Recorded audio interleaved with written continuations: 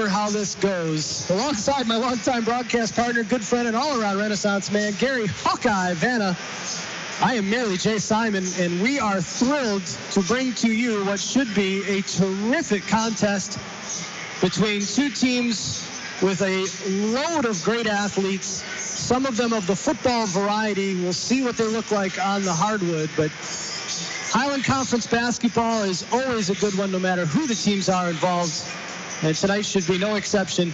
Packed house here in Lake City, as I mentioned, Gary. This gym, you've been here once. You had Northern Michigan Christian when they came in here a couple weeks ago, I think it was. And so you've already seen these surroundings. This is beautiful, this gym. Yeah, this is just a fantastic venue. Really impressed with what they've done here. You know, this community's really rallied around this school, and it's just really good to see the community pride that they put into this gym to honor the athletes, and again, what the athletes in the school did to honor their community. You know what my favorite part of this whole gym is? No. You take a look at the floorboard right in front of the coaches. There is a map of Michigan, and then there's a little red line coming out of the map of Michigan, and it says home, right where Lake City is on the Michigan map. I don't know, that part that just star. Right there, Yeah, I like that touch. that's fantastic. Absolutely. We got the Trojan mascot on the middle of the floor. They've got I love the three-point area. They've got the three-point line.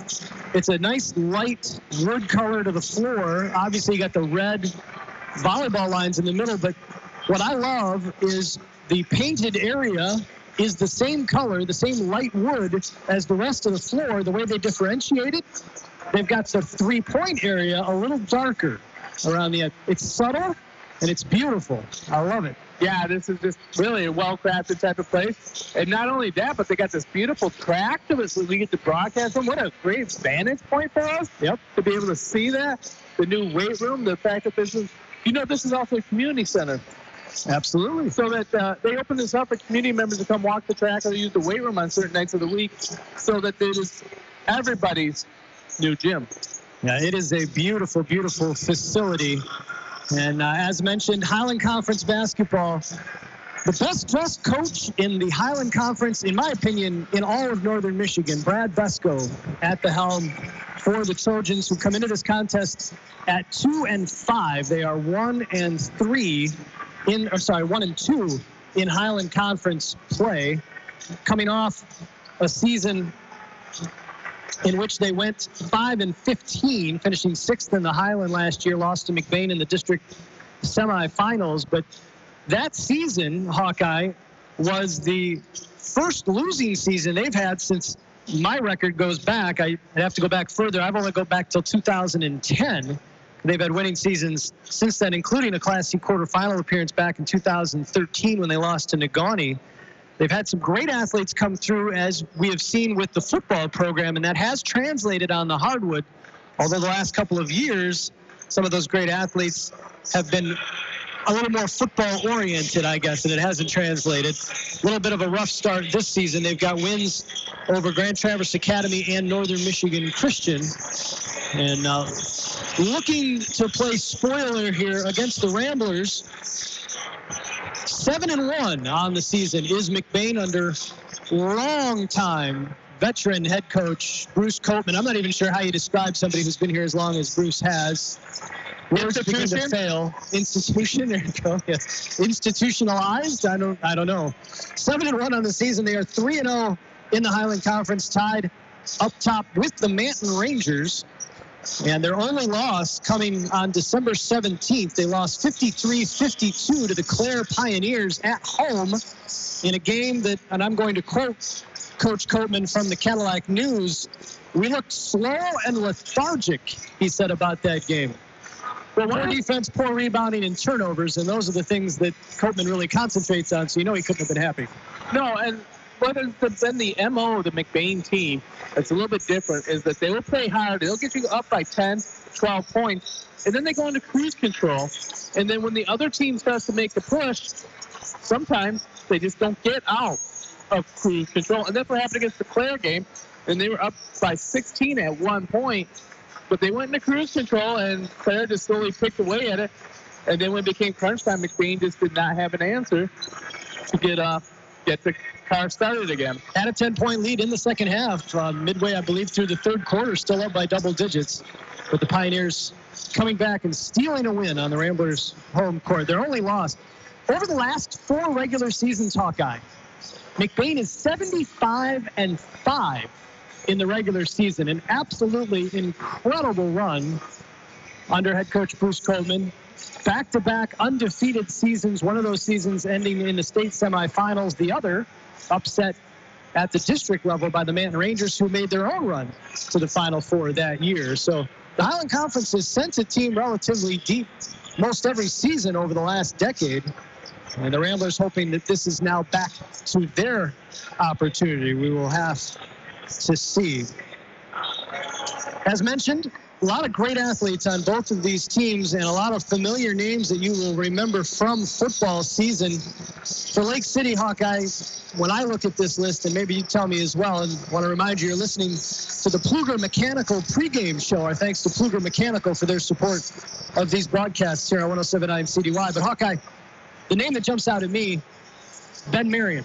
Yeah, Ben Marion. This is his third year in varsity. He actually came up as a freshman for both football and basketball. And before we do that, another favorite tradition I have of Lake City, before the game, awesome, as you see them right now, working their way through the crowd.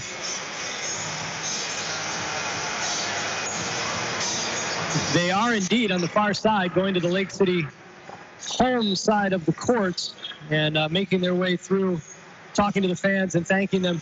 I don't know if that's something that's been done prior to Besco's arrival or if that's something Besco has implemented, but Brad Besco, the head coach here, what are we in, year 5, 6 for him now? I want to say 6. I want to say 6. Just one of the nicest guys you will ever meet. I joke with him, he wears the suit because if he doesn't, you'd confuse him for one of his players. It looks like he could easily step right out there and fill in. I don't think you're describing him right, besides the best dress. No. The newlywed best dress. Oh, I did not know that. That's right. In late summer. Congratulations, Coach Besco. Someone was able to finally. I was going to say, that's a catch and a half right there. My goodness. We have jokingly referred to him as the Eric Spoelstra of the Highland Conference, kind of mildly resembling the Miami Heat head coach. But just a great guy, great basketball mind, and has been terrific for this program here in Lake City. Other names that you may recognize from football season as well. Hunter Bisball, another player to watch out for tonight. And there are plenty of other. Thomas Blumberg's name mentioned oftentimes during football season as well. Meanwhile, for the Ramblers, they start 5 seniors on a team that graduated quite a bit of talent over the last couple of years. But there are still a number of great athletes and some impressive size out there. And when you talk about that, you got to start with number 12, Garrett Verberkmo. Yeah, he's the engine to the vehicle there. He's been very impressive this year. He's really doing a great job of attacking the rim a lot more and really being comfortable offensively. You know, traditionally, Garrett Verberkmo was the guy that you would want the rebound to get the putback, but now he is creating his own shot, and he's starting to realize that if he can get almost a step on somebody with his length, it's very difficult for a defender to stop him. But I don't know. I think Ben Marion with his hops may give Verberkmo a little bit of fits. Yeah, it's going to be an interesting matchup. I think Marion topped out. I remember seeing him as an 8th grader warming up in the Lake City gym following a game where his older brothers had played, and or his older brother had played. And the expectation was that he was going to be a very tall young man. I think he's topped out at around 6'2" or 6'3", but he is an impressive athlete and can definitely get off the floor. That's going to be an interesting matchup. Meanwhile, Justin Camphouse has been a key component for these Ramblers, as has Logan Rodenbaugh. And then the 2 new starters, or players getting significant time this year, Daniel Quist and Devin Morris, also starting for McBain. We'll get you Lake City starters in a bit once we can get that information. Other size coming off the bench, Ethan Barton is a pretty tall drink of water as well. And their size that comes off the bench. McBain has always had size. It's a rare year when they don't have several tall players coming off the bench. Well, you know, the first one off the bench you should expect to see is going to be number 22, and that's Connor the Microwave Murphy. And actually, he models his game after his idol, Kyrie Irving. So any of those people nowadays, he is a Kyrie Irving type of player. He is a little bit of an improviser on his shots, on his layups, and he is a threat from deep, like along the ways of a Logan Ealing or Jared Lauer in yesteryear. Well, we talked, we discussed him actually before we came out on the air, and I told you I'd seen him on the JV last year. I remember he's got a nice handle, so I can see the why Kyrie Irving is his idol, because he has definitely worked on that handle. And it clearly comes from his mother, because I've seen his dad play basketball, and he's a volleyball player, and a phenomenal one. This is the Pluger Mechanical pregame show. McBain Ramblers 7-1 against the Lake City Trojans 2-5. The Trojans back out on the floor now after making their foray into the crowd. The Ramblers huddled up around Bruce Copeman and getting some last-moment instructions, and we're going to be coming up on the trivia question for you. Trivia question that Hawkeye has now. Shoot. What happened the last time we called the McBain Lake City basketball game? Well, let's see. It would have been the district semifinal. Regular season game. Was that in McBain? It was in McBain. It was homecoming. I don't remember. I have a terrible memory for McBain undefeated in the Highland Conference and against Lake City.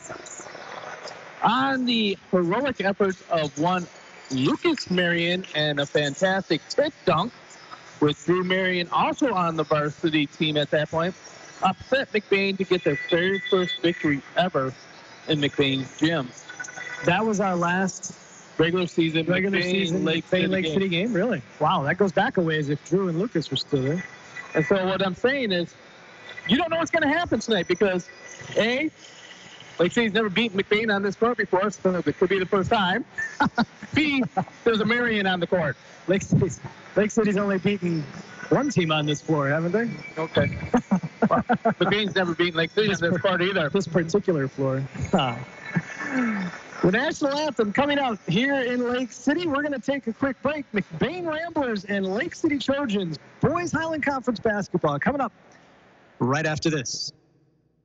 McBain Rural Agricultural Schools offers a quality, well-rounded education for the whole child. McBain students have a technological head start from the beginning with their own issued MacBook or iPad. Rambler students are immersed in strong curriculum, including access to a large variety of vocational programs, a winning athletics program, and access to a new state-of-the-art performing arts center. Challenging competitive times require a challenging competitive education. Give your child the McBain advantage. McBain Rural Agricultural Schools.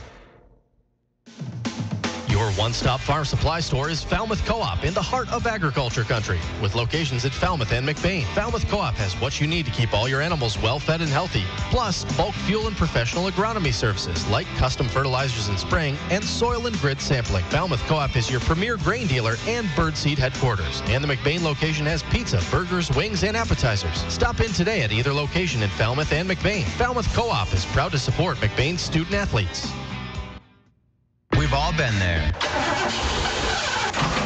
We rely on our vehicles more than ever to get us where we need to go, safe and sound. McBain Auto Service is open Monday through Friday and are fully licensed and insured to serve you. With over 50 years combined experience, they specialize in everything from brakes to engine repair with no job too big or small. Stop in for a safety inspection. McBain Auto Service, located at 9438 South Maury Road in McBain, or call 231-825-2729.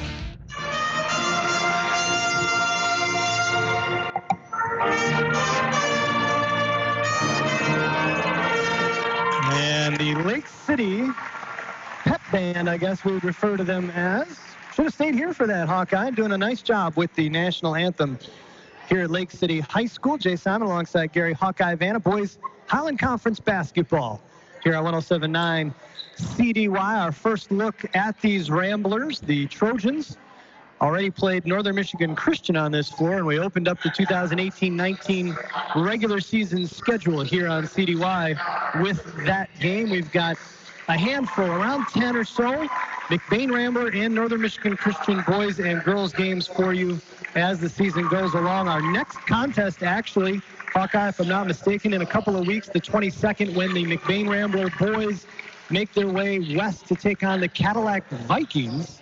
And you will have that game for our listeners, along with a special guest. A surprise Special guest. Nothing better than a surprise special guest. Getting the starting lineups for the two teams. Coach Bruce Copeman with 2 assistant coaches. Hawkeye, it's disappointing, really. I think Cadillac has 8. Cadillac's got more basketball coaches, I think, than they do football coaches, in all honesty. I could be wrong. The starting lineups being announced right now for Lake City, and they will run out Ryan Towinski. Yep, I'm going to go with Towinski. Along with Hunter Bisbal, as mentioned, and Ben Marion. No surprise for those two. Noah Tome. I think it's Noah Tome. And Braden. And then Braden Hingston, the best stadium announcer's son. Okay, active. Well, active. Yeah, sorry, that's not even true, too, because McBain does have the Hall of Famer for basketball. Well, yes, there you go. So the Hall of Famer is still, Harv Lucas, still active, actually taking the away book at the scorer's table. But Jeff Hingston, longtime voice of the Trojans, is at the microphone, and Braden, his youngest, I believe a senior, his last Hingston to come through Lake City here, getting the start tonight. Ramblers in their road green uniforms with gold trim will be going right to left across your radio dial. Garrett Verberkmos will jump against Ben Marion. They conceding the jump ball. Look at their offensive setup. They are conceding the jump ball. Trojans in their home white with red trim and black numbers, and barely winning the tip is Verberkmos. And the Ramblers with the ball underway.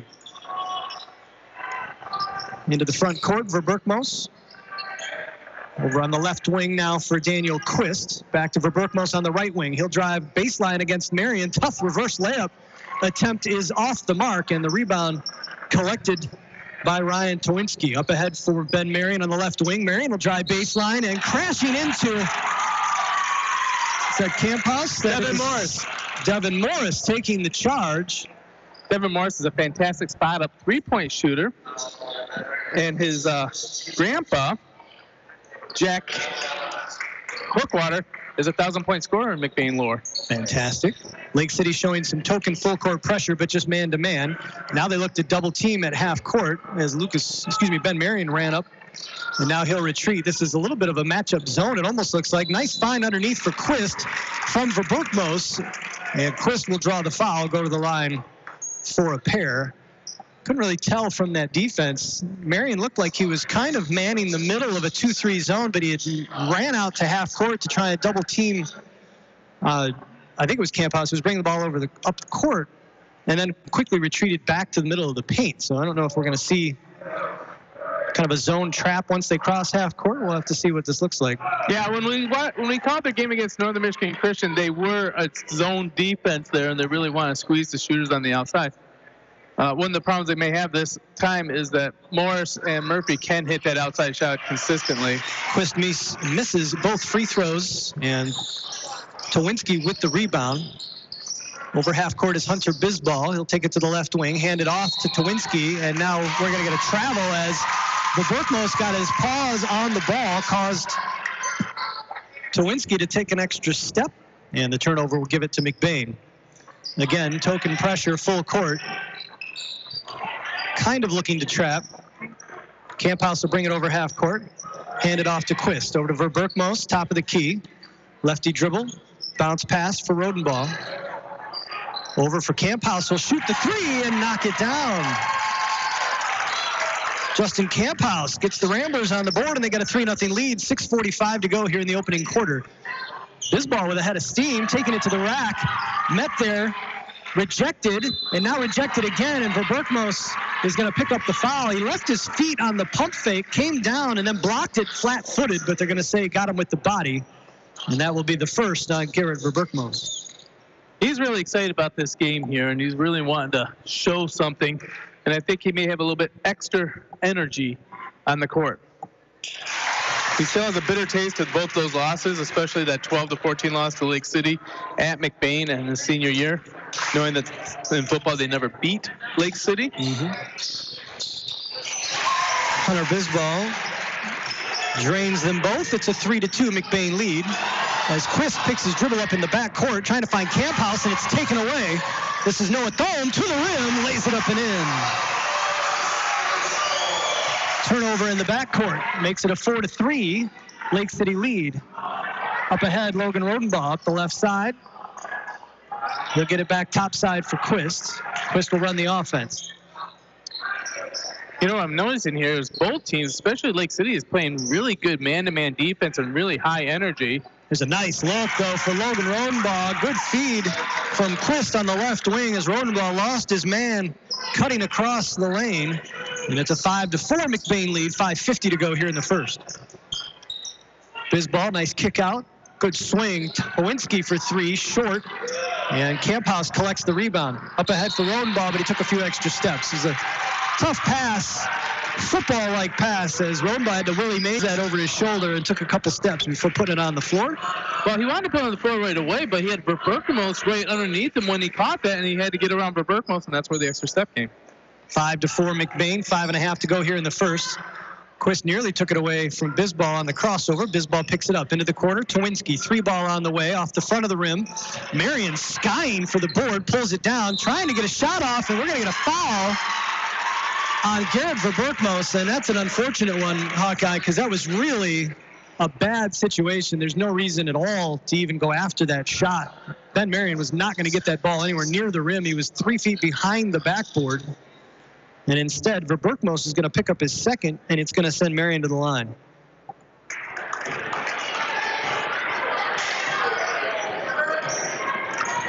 Well, I think Coltman's going to let him play this out. If he picks up a third, obviously he'll be done. You'll be seeing a lot more Daniel Rodenbaugh. But right now, I think he's going to try and play with two fouls. He's got nobody at the scorer's table. Marion goes 1 of 2. It's tied at 5 with 5:20 to go here in the first quarter. Quist over half court, being harassed by Braden Hingston. Picks up his dribble top of the key. A little backdoor cut for Camphouse, who travels right into Ben Marion, who leaps up from his feet, pumping his fist, running the other way. Easy call. Ben Marion in position now. Honestly, I don't think you knock over Ben Marion in that situation. But Ben doing the right thing, draws the foul. Camphouse is first, team third. Still tied at 5. Bisbal, kick out.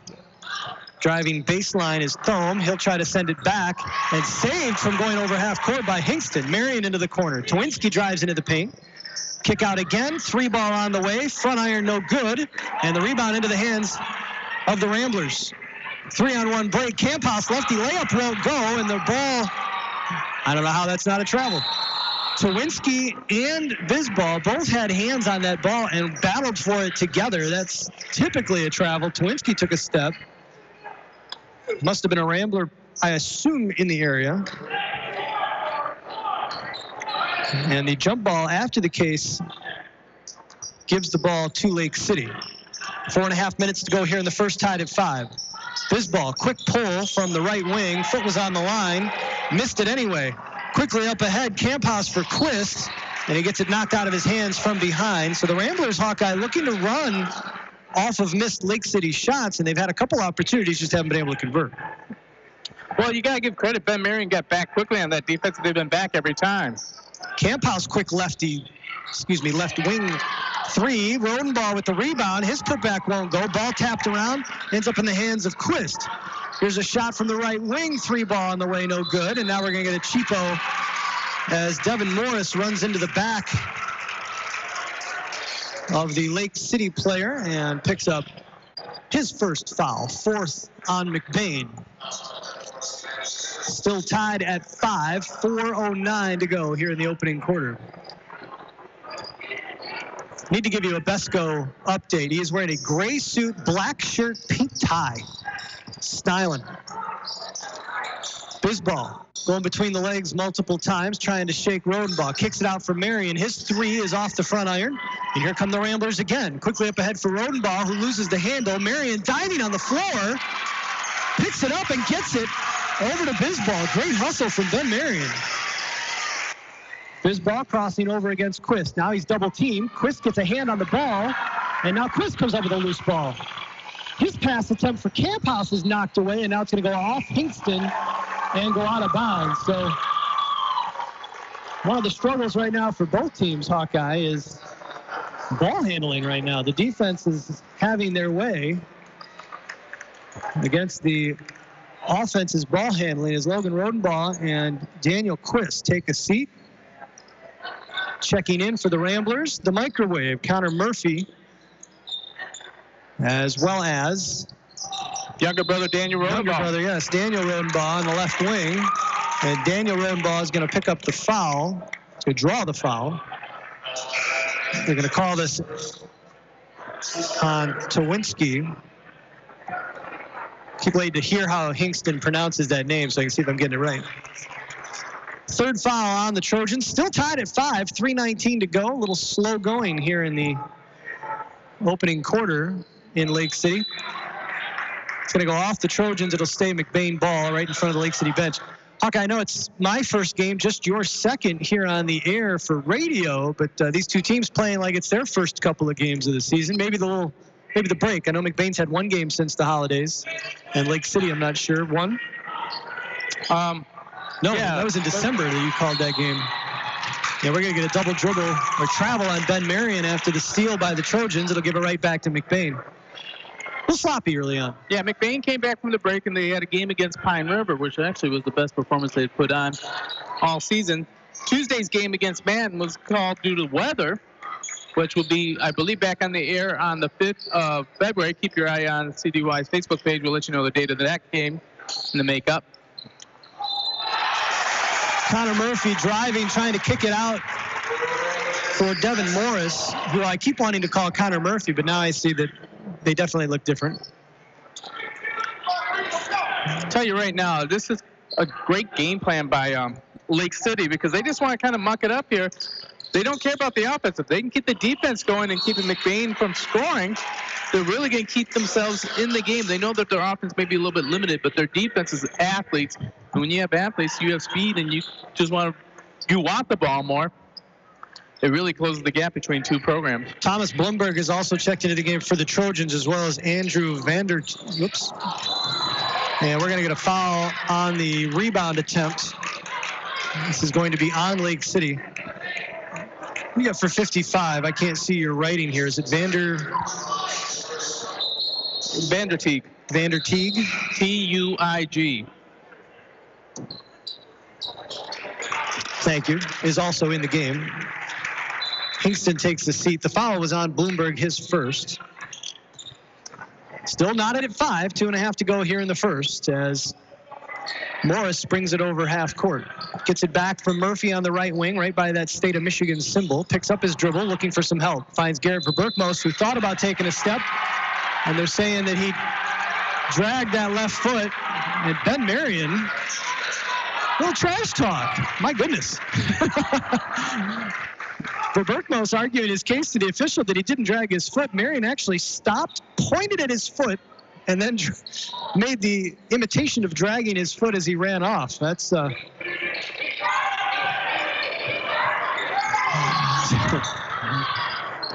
here is Thomas Bloomberg trying to drive down low, and it's taken away by Verberkmos. Verberkmos the other way against Marion, and he's going to get fouled hard as Marion went after the ball before Verberkmos could get it up into the air. Both players crashing into the pads, but walking off and looking none the worse for wear. That will send Verberkmos to the line, and it'll be Marion's second foul.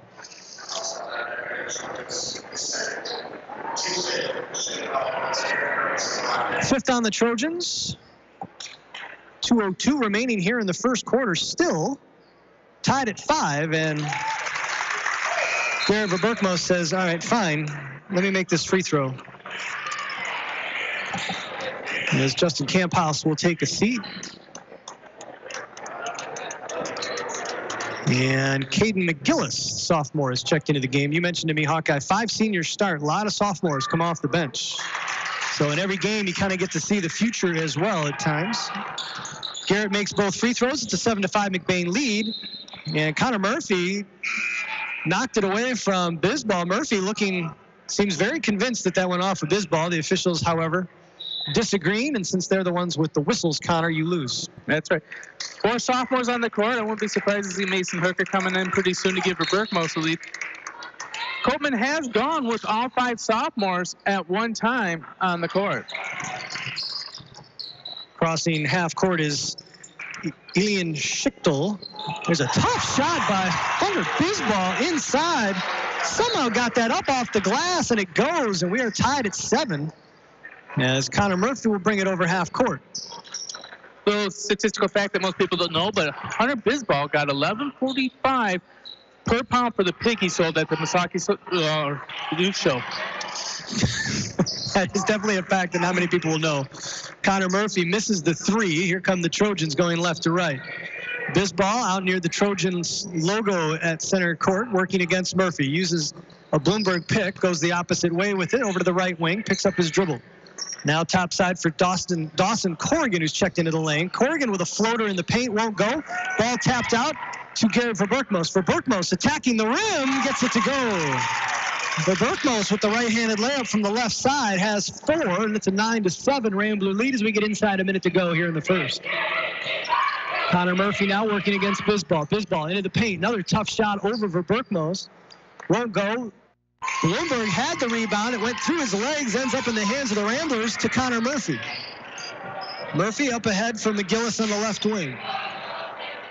Being harassed there by Vanderteeg.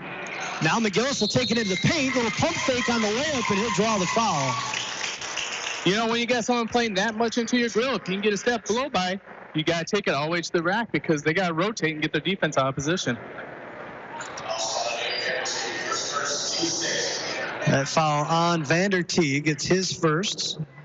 And the last freebie for the Trojans as they will be in the bonus after this. McGillis at the line for 2, misses the first. Verberkmo will take a seat with those 2 fouls. 34 seconds remaining here in the first. Checking into the game is Grayson Verberkmo. So no, Mason Hooker. Grayson's already been in the game. Number 25. Oh, 42. Sorry, I only saw the new 25. You're right. McGillis makes the second, and it's a 10-7 Rambler lead as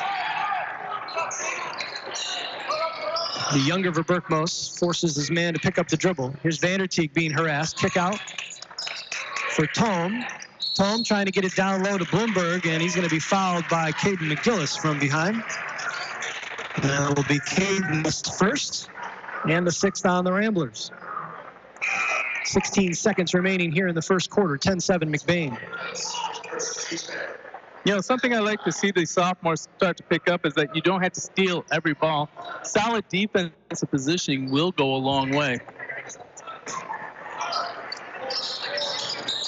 Tawinski trying to inbound, and it's going to go right through the hands and out of bounds of Braden Hingston. So it'll be McBain basketball with an opportunity to get a final shot here. 14 seconds remaining in the first. Lake City will pick up full court. They're trying to get it to Connor Murphy. It's taken away by Hingston, who somehow gets it back over half court. Driving is Tawinski. No good. Rebound picked up. Murphy, 5 seconds to go.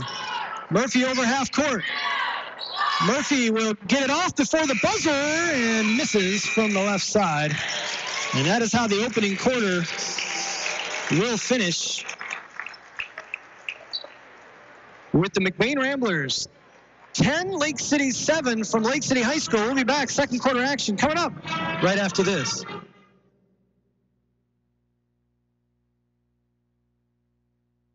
In the small town of McBain lies a locally owned family pharmacy that takes pride in helping improve the health of every patient that comes through the door. At McBain Family Pharmacy, you're more than just a prescription. Here, you're family, and their experienced team of professionals are always available to answer any questions you may have regarding prescription and over-the-counter medications. McBain Family Pharmacy is your full-service family pharmacy for both traditional and compound medications. Call them today at 231-825-8175. That's 231-825-8175. Or stop by their store, located at 119 North Roland Street in McBain. When it's late, when it's snowing, when you just have to have it. It's nice knowing McNally's Party Store in downtown McBain is open 7 days a week. Locally owned and operated with the friendliest cashiers helping to serve your grocery needs. From candy and chips to pop and munchies, McNally's Party Store, they're still keeping it cold. And wishing the McBain Ramblers good luck in tonight's game. That's McNally's Party Store in downtown McBain, open 7 days a week. And welcome back to Lake City High School. Jay Simon alongside Gary Hawkeye Vanna. 10-7, the McBain Ramblers lead the Lake City Trojans here in boys Highland Conference basketball action. The Rambler student section right below us here at the fine facility, brand new gymnasium here in Lake City. And we're going to get a cheap bump from Ryan Towinski out near center court. I'm going to declare it right now. This is the best facility in the Highland Conference. I don't think there's much argument. How about Northern Michigan? It'd be right up there. I think it's a little smaller than some that are similarly but that's okay. stylized. Petoskey's still pretty beautiful. Sorry, bigger school though, right? Class C and below, Class B and below. I think it's right there. At the line, because it is 1-1, is Grayson Verberkmos, who knocks down the first. You know, you were telling me how Grayson's not as tall as Garrett, but he has a little bit better shot from the outside than Garrett. So last year he was actually running point guard for the JV. Still a tall drink of water. And Connor Murphy just picked the pocket of Braden Hingston and lays it up and in. John McMahon would be proud. And now we're going to get a foul on Murphy against Hingston. I don't know. Is that a makeup call? Well, I didn't see it. I was actually looking down to mark the field goal made by Murphy, and then they called the foul on him quickly. You could make an argument that he got a piece of him when he did the Ole reach around tap away on the previous shot or previous play. But McBain with quick 4 points to start this second quarter have doubled up the Trojans 14-7 as Hingston swings it over to the corner for Towinski. Towinski skip pass all the way across the court. Driving baseline. That's a really tough layup attempt from Noah Thome. And the Ramblers will come up with it. Nearly got it to go. Can't even call that a reverse. I don't know what that was. 7:15 to go here in the second quarter. Murphy, top of the key. Left-handed pass over to McGillis on the left wing. Tapped away, though, by Towinski, and then McGillis chases it down. Ramblers actually have numbers, but they can't seem to get the ball. Now they do. Into the corner, 3-ball. Verberkmos no good. Rebound, though, collected by McGillis. And now McGillis, we're going to get a jump ball before he can get the shot off. I think this will stay. Nope, it'll be Lake City ball. McBain had it to start the quarter after the last switch. So the jump ball goes to Lake City. 14-7 McBain, 6:55 to go here in the second quarter. Hingston working against Murphy. Nice look for Ben Marion underneath, who pauses, collects himself, and gets it up off the glass. But he wanted that ball too, clapping for it when he had it cut to the basket beautifully. It was wide open, and Hingston able to find him as we're going to get a foul on the other end now against Dawson Corrigan. It'll be his first, the 8th on the Trojans. 14-9 Ramblers, 6.5 to go here in the second quarter. It is, I'm not, sometimes I'll say packed house. It's not really a packed house. It is a packed house here in Lake City. Crowd is relatively quiet for a now, from my understanding, should be a good game. This game got moved from a Thursday to the Friday because the varsity boys only had one other home Friday matchup. Yeah. And it looks like the whole community's come out in droves for this to watch this game in this beautiful gym and the pep band.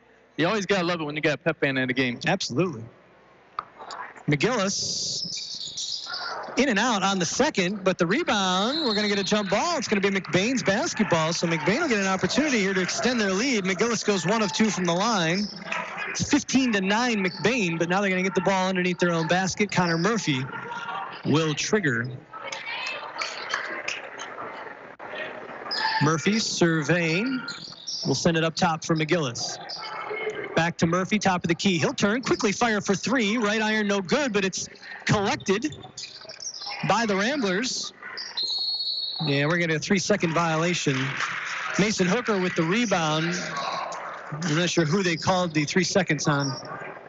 But one of the Ramblers spending a little too much time in the paint. That isn't actually painted. Ben Marion, little give and go there. Nice bounce pass, and we're going to get a foul. Good foul, really. Daniel Rodenbaugh preventing the layup by Elian Schichtel.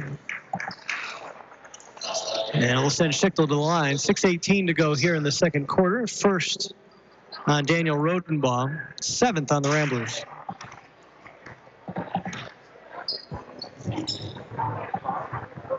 Well, Rodenbaugh got yelled at for not getting off the ground on that one, but obviously that would have been an easy layup if he didn't foul and block like that.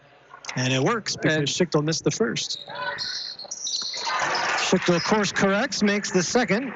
15-10 McBain, 6:15 to go here in the second. Connor Murphy, top side, working against a 1-3-1 zone now that the Trojans are showing. Into the corner for McGillis, little skip pass. Now into the corner for Rodenbaugh. Daniel Rodenbaugh, another skip pass for Murphy. Put a little too much on it, too high. And it will go out of bounds and be Lake City basketball. So the Trojans and Coach Besko, Hawkeye, showing some different looks. Came out, will look like a little bit of a 2-3 zone, switched to a man, now in a 1-3-1.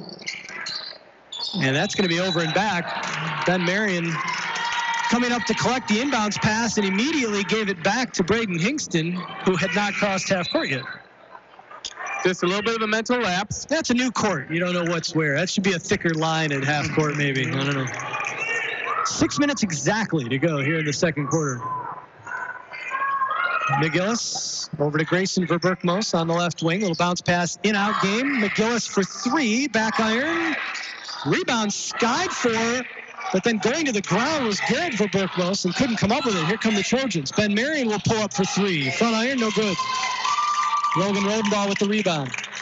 Go ahead. Last time that we called the game here, Ben Marion knocked down 4 triples. Grayson Verberkmos' 3 is off the mark. Kick out to Logan Rodenbaugh. He'll take a 3, and that'll go off the rim and over the backboard. And it'll be Lake City basketball. Ramblers are getting a lot of open looks from distance. Would have only connected on 1. Well, until you start connecting more regularly, they're going to let you get away with that. Absolutely. Trojans will inbound. Hunter Bisbal will bring it up, working against Connor Murphy. Bisbal dribbling up the right side now, going to the lane, trying to go across, and a nice job by Garrett Verberkmos to step right in the way of that pass. Up ahead to brother Grayson. Now to Murphy, top of the key. Left-handed dribble into the corner, back to McGillis. Skip pass for Grayson Verberkmos, back to Murphy. He'll pull from top of the key and knock it down. It's a 2. His foot was on the line. Connor Murphy with his second bucket of the quarter, and it's a 17-10 Rambler lead, and we're going to get a 30-second timeout from head coach Brad Besko. Want to thank Pluger Mechanical again, our pregame sponsor. We got a slew of supporters for these broadcasts here on 107.9 CDY. I want to make sure we mention them as we go. They include Taylor Mechanical, McBain Hardware, Falmouth Co-op, McNally's Party Store, Kelly's Pizza and Grill, and Holton LP Gas. You will hear from those sponsors as we go through this broadcast. If you get an opportunity at any point to stop in and say hi, please let them know you heard them here on this broadcast and thank them for their support of McBain and Northern Michigan Christian basketball here on 107.9 CDY. 17-10, McBain with the lead, 4:55 to go here in the second stanza. It will be Lake City basketball out of the timeout.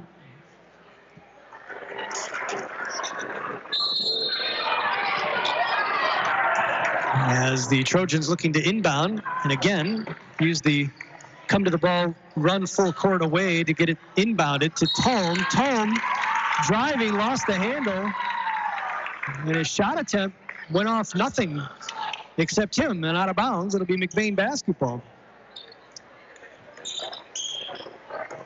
Over half court is Morris. Over to Murphy. Got Morris, Murphy, both Verberkmoses and Logan Rodenbaugh on the floor right now for McBain. Going right to left, Connor Murphy at the top of the circle.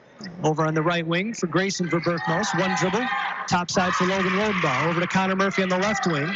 Murphy drives into the lane with a 13-footer is good. Connor Murphy with a sweet little jumper. Has 6 all in this quarter, and it's a 19-10. McBain lead 4:15 to go in the second. Bisbal driving, finds his man in the middle, and he's going to draw the foul as Schichtel. Well, Bisbal, no fear, Hawkeye, driving against 2 and sometimes 3 Rambler defenders, and somehow among those trees finding an open man. Well, that's the thing. I really like Bisbal's game, and as a sophomore, you know, you're watching tonight, but you're also looking at a little future thing because him and Ben Marion next year, really another year to play together. What are you going to see? And then they got Schichtel coming off the bench, who will be a starter next year, too. This team is getting ready to reload or rebuild. Absolutely. It's a semantics thing. I guess if you come off a 5-15 season and you're 2-5 this year, you're in rebuilding mode. Pure semantics. Schichtel does not get the home roll. We're going to get a foul, though. Ben Marion aggressively boxing out Devin Morris. He's going to pick up his 3rd foul with 4:11 to go here in the second quarter, Gary. Yeah, you know, it's pretty easy to move someone 6 feet when they're up in the air like that. And Ben didn't really try and push or do something wrong. It's just that since Devin was off his feet, it's a foul. If he was flat on the ground, it's legal. And he probably still moves him 6 feet, let's be honest. Okay. First free throw is good and earns Morris a second.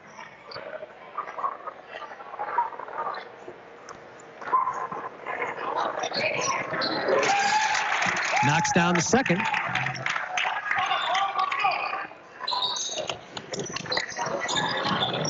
Got some off-ball chippiness going on. I'll have to pay attention to as this quarter continues. 4:05 to go as Braden Hingston brings it up, working against Justin Camphouse. Gets a pick from Bloomberg into the corner for Schichtel. He'll drive baseline, cut off by 2 Ramblers. Somehow got that up on the glass, and the rebound pulled down by Camphouse. Here come the Ramblers. Quist finds Rodenbaugh all alone on the right side. Nice job, and then Rodenbaugh gets Schichtel off his feet and will draw the foul, go to the line for a couple. Smart heady play there by Rodenbaugh. As he, like you said, he got the pump fake. He saw him up in the air. He knew that he could just lean a little bit forward and draw the foul. Nice job by Daniel Quist as well to recognize the Rodenbaugh was open. It's easy for us to see up here. It's a little different when you're down there at the same level. You know, Daniel Quist is actually the best on-ball defender that is on the Rambler team. Second free throw is off the mark and chased down by Bisbal for the Trojans. Lake City going left to right. Bisbal, blow by on Quist, looking for Bloomberg on the left block, right block, and taken away by Rodenbaugh. Quickly the other way. Here's Morris with the lefty lay-in. Devin Morris has 4 in the quarter. It's a 24-11 McBain lead. Bisbal over half court, takes it to the left wing. Little turnaround, nice move. Throws it up off the glass, won't go. Rebound, though, by Vanderteeg. His putback won't go, and the rebound ends up in the hands of the Ramblers. And now we're going to get a frustration foul. A foul? Okay. What confused me is I thought I heard a whistle, but I wasn't certain. And then I couldn't see the third ref. I looked at the other 2. They weren't doing anything, and it is a frustration foul. Bisbal will pick up his first. And it's a 2-shot foul for Quist, in and out on the first. Dawson Corrigan checks in for the Trojans.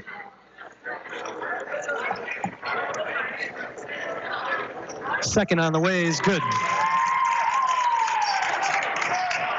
Quist splits the pair. It's a 25-11. McBain leads. 3:05 to go here in the second quarter as Braden Hingston brings it over half court. Working against Camp House. He'll dribble it out now. Driving into the paint. Nice look across the lane to Vanderteeg, who nearly got the hoop in the harm, but he will get the line and have a couple of freebies. Great look from Hingston on the drive, finding the open Vanderteeg.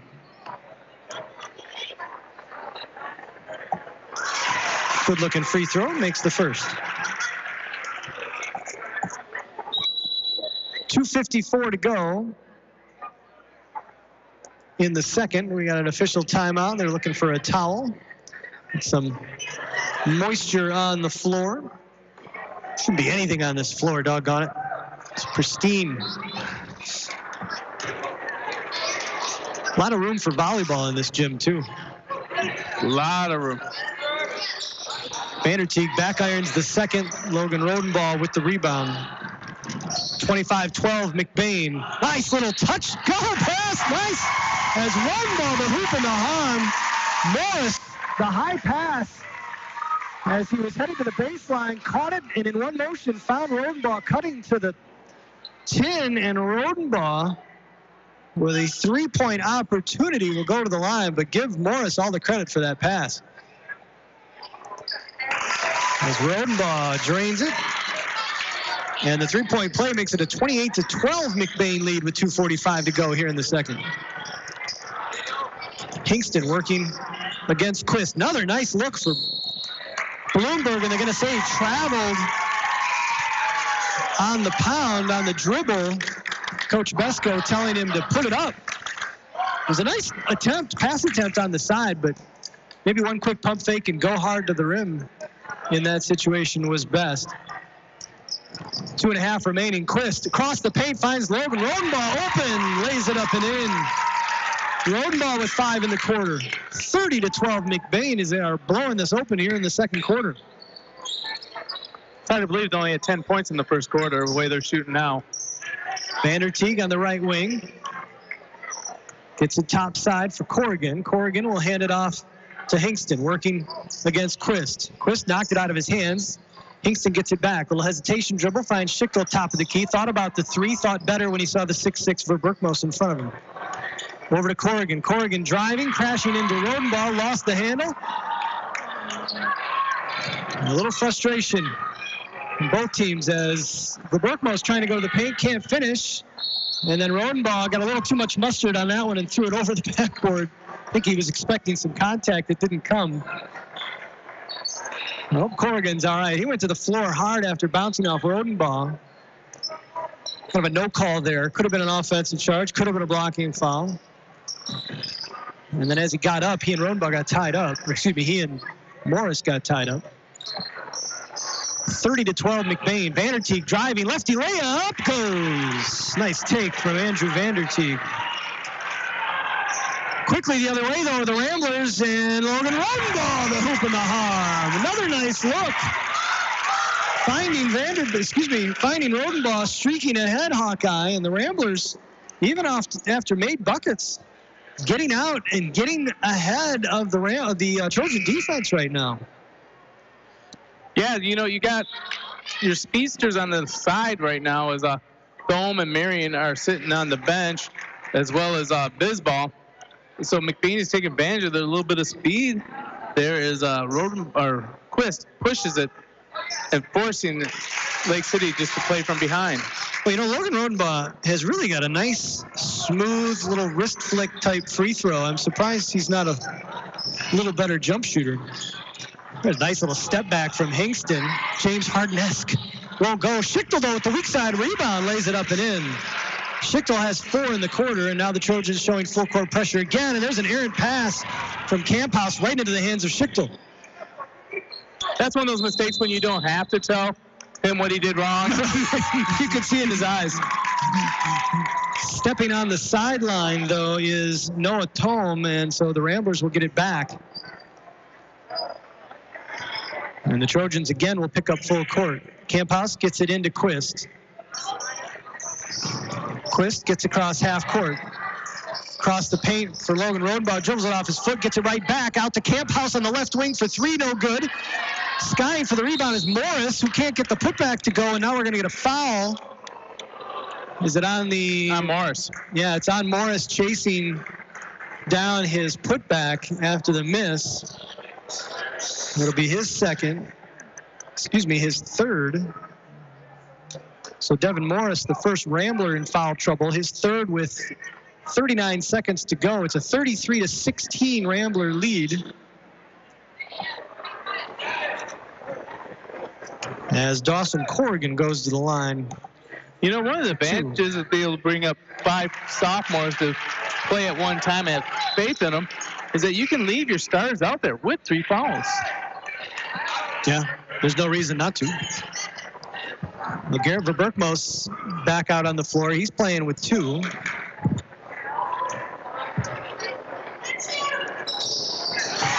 As Corrigan drains them both. 33-18, and there's a near steal by Corrigan on the near sideline, right in front of the scorer's table. It'll stay McBain basketball, though. 35 seconds to go here in the first half. Quist will inbound. Finds Camphouse on the left wing. Verberkmos is posted up. He wants the ball as he works against Kyle Prezeno. Quist over in the right wing for Morris. Morris drives baseline. Now he'll pull it back out. Ramblers looking for the last shot. Quist at the top of the key working against Hingston. Into the corner for Morris. Morris drives baseline. Gets around his man. Nice kick out. Swung around. Logan Rodenbaugh for 3. Back iron, no good. Garrett Verberkmos with the rebound, and we're going to get a foul on the floor. And Garrett will go to the line for 2. Logan Rodenbaugh must have heard me. Mr. Simon, I can shoot. Oh. I hadn't seen him take a 3. But that looked pretty good. 7 seconds remaining here in the first half as Garrett Verberkmos goes to the line to try and extend this Rambler lead. They led 10-7 at the end of the first quarter. And Garrett can make it a 17-point lead with this free throw, and he does. 35-18. Bisbal gets it into the court. Bisbal driving, right elbow jumper is good. And that will do for the first half of this one. McBain uses a 25-13 run in the second quarter to take a 35-20 lead after 2 quarters of play here at Lake City High School. Boys, Highland Conference basketball action on 107.9 CDY. We'll be back. The McBain Hardware Halftime Show coming up right after this.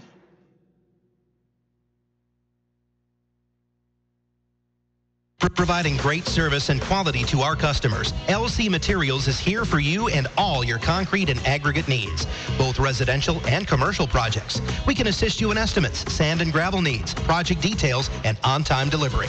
LC Materials is also in Cadillac at the Concrete Store. The Concrete Store has building supplies, stone, block, tools, and other accessories to help you finish your project.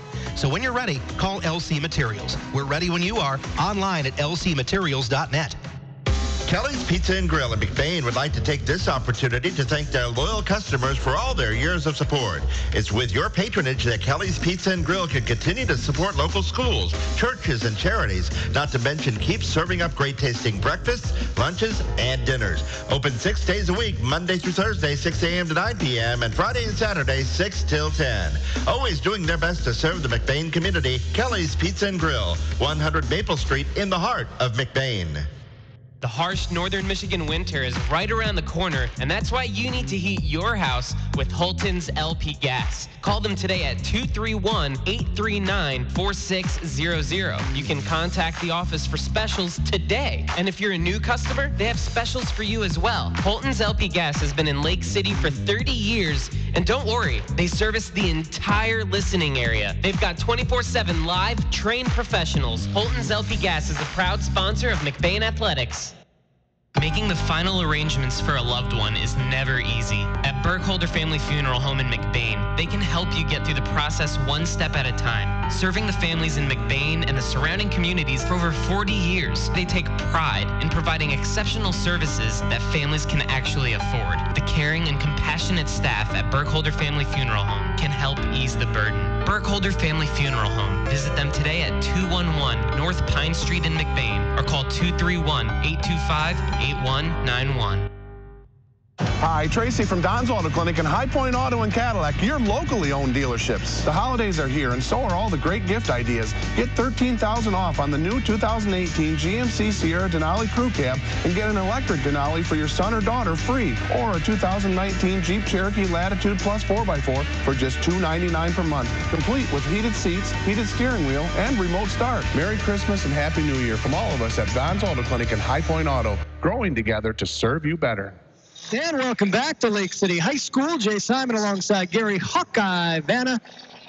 Boys Highland Conference basketball action where the McBain Ramblers have a 35-20 lead over the host Lake City Trojans. Having trouble getting host Lake City Trojans out of my mouth for some reason.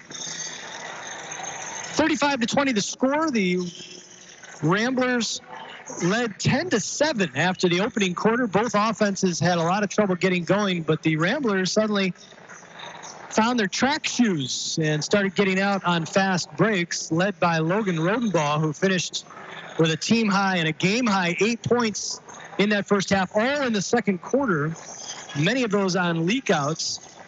And the Rambler defense did the rest with turnovers as they got out and ran to the tune of a 25-13 margin in that second quarter. The two teams, Hawkeye, have combined to go 22 of 34 from the line in that first half. I've called 3 games in a row with less free throw attempts. Yeah, exactly. There's been a very aggressive defense on both sides. And they're starting to feel in foul trouble also. But, yeah, they are forcing the action and constantly putting pressure on the defense. And the defense has to sometimes cheat and slap a little bit to get caught up. I mentioned Logan Rodenbaugh with the game-high 8 points in that first half. Ramblers also got 6 out of Garrett Verberkmos and Connor Murphy. 4 points from Devin Morris, who is the only Rambler in serious foul trouble. He's got 3 from that first half. Justin Camphouse knocked down a 3 in the first quarter. And then Daniel Quist, Caden McGillis, Grayson Verberkmos, and Daniel Rodenbaugh all with a bucket apiece to round out the scoring for McBain. Meanwhile, the Lake City Trojans, led by Hunter Bisball, who has 6 points. Elian Schichtel has 4. Ben Marion, who is spent most of that second quarter on the bench, has 3 fouls and 3 points.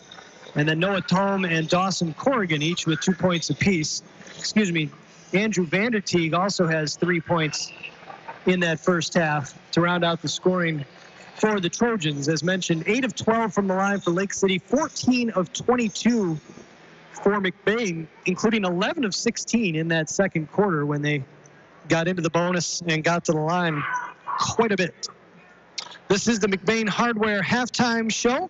Should remind you, I believe, and Aaron Dusa running the board for us back in the studio. Aaron canceling her elaborate plans for the evening. I have no doubt she was going to be the star of whatever it was she was doing this evening so that she could run the board for us tonight. A little bit of a change in the schedule. We expected to be on last night, actually, but they switched this to a girls-boys varsity doubleheader because Lake City only has one other boys game, I guess, on a Friday night during the regular season. They wanted another Friday night game. You mentioned that earlier, Hawkeye, and a great crowd for it tonight. But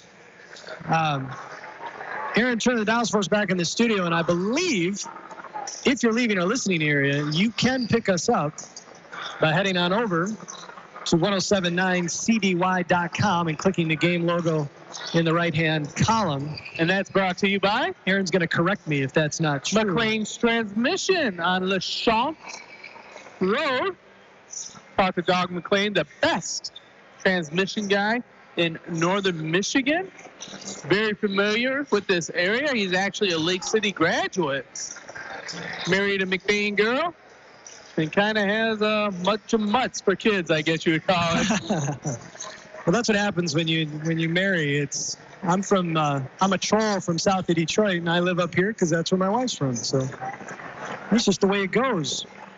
We also want to thank Wexford Misaki Career Tech Center, Burkholder Family Funeral Home, Huttinga Electric, and High Flow Performance for their support of tonight's broadcast. As I mentioned earlier, if you get an opportunity to stop in and see anyone at any of these businesses, please, first of all, patronize their, patronize? Is it patronize? I don't know. Patronizing is if you're being... My wife told me to stop patronizing her, so I don't know if she wants me to stop. Yeah, I don't know how. We want you to go into these businesses and use them. That's right. And let them know that you heard them here on 107.9 CDY. Thank them for their support of these broadcasts. Couldn't do it without them. So our sincere thanks to all of our broadcast partners. 35-20. 35-20 is our score. I heard a little beep in my ear, Hawkeye, and it was actually Aaron telling me in the chat that, yes, that's right, we are streaming tonight's game. So there you go. Kind of threw me off. I thought we lost connection for a moment.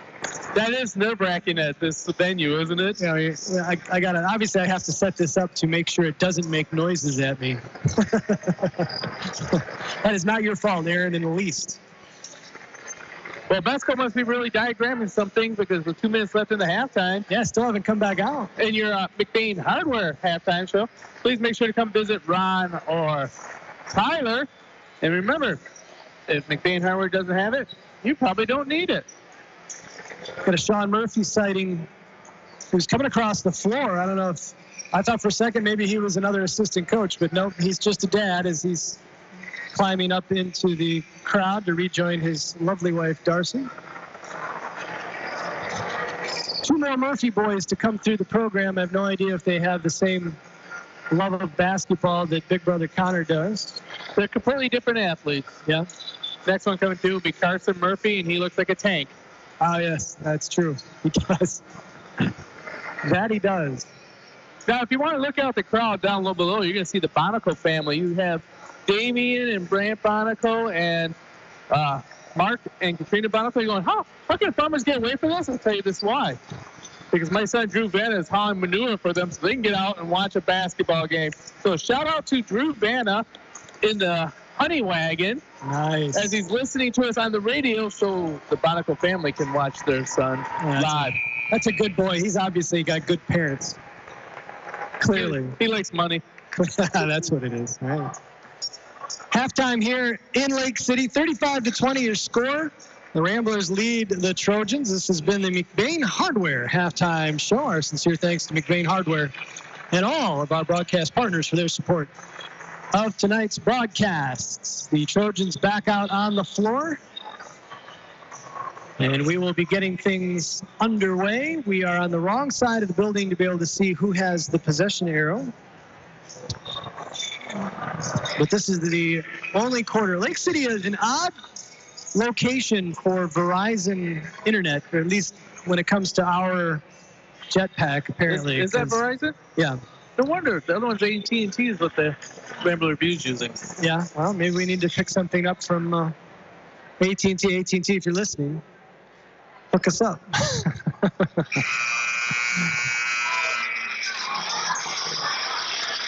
Lake City will have the ball to start the second half as Braden Hingston will inbound. We lost, somebody dropped their music thing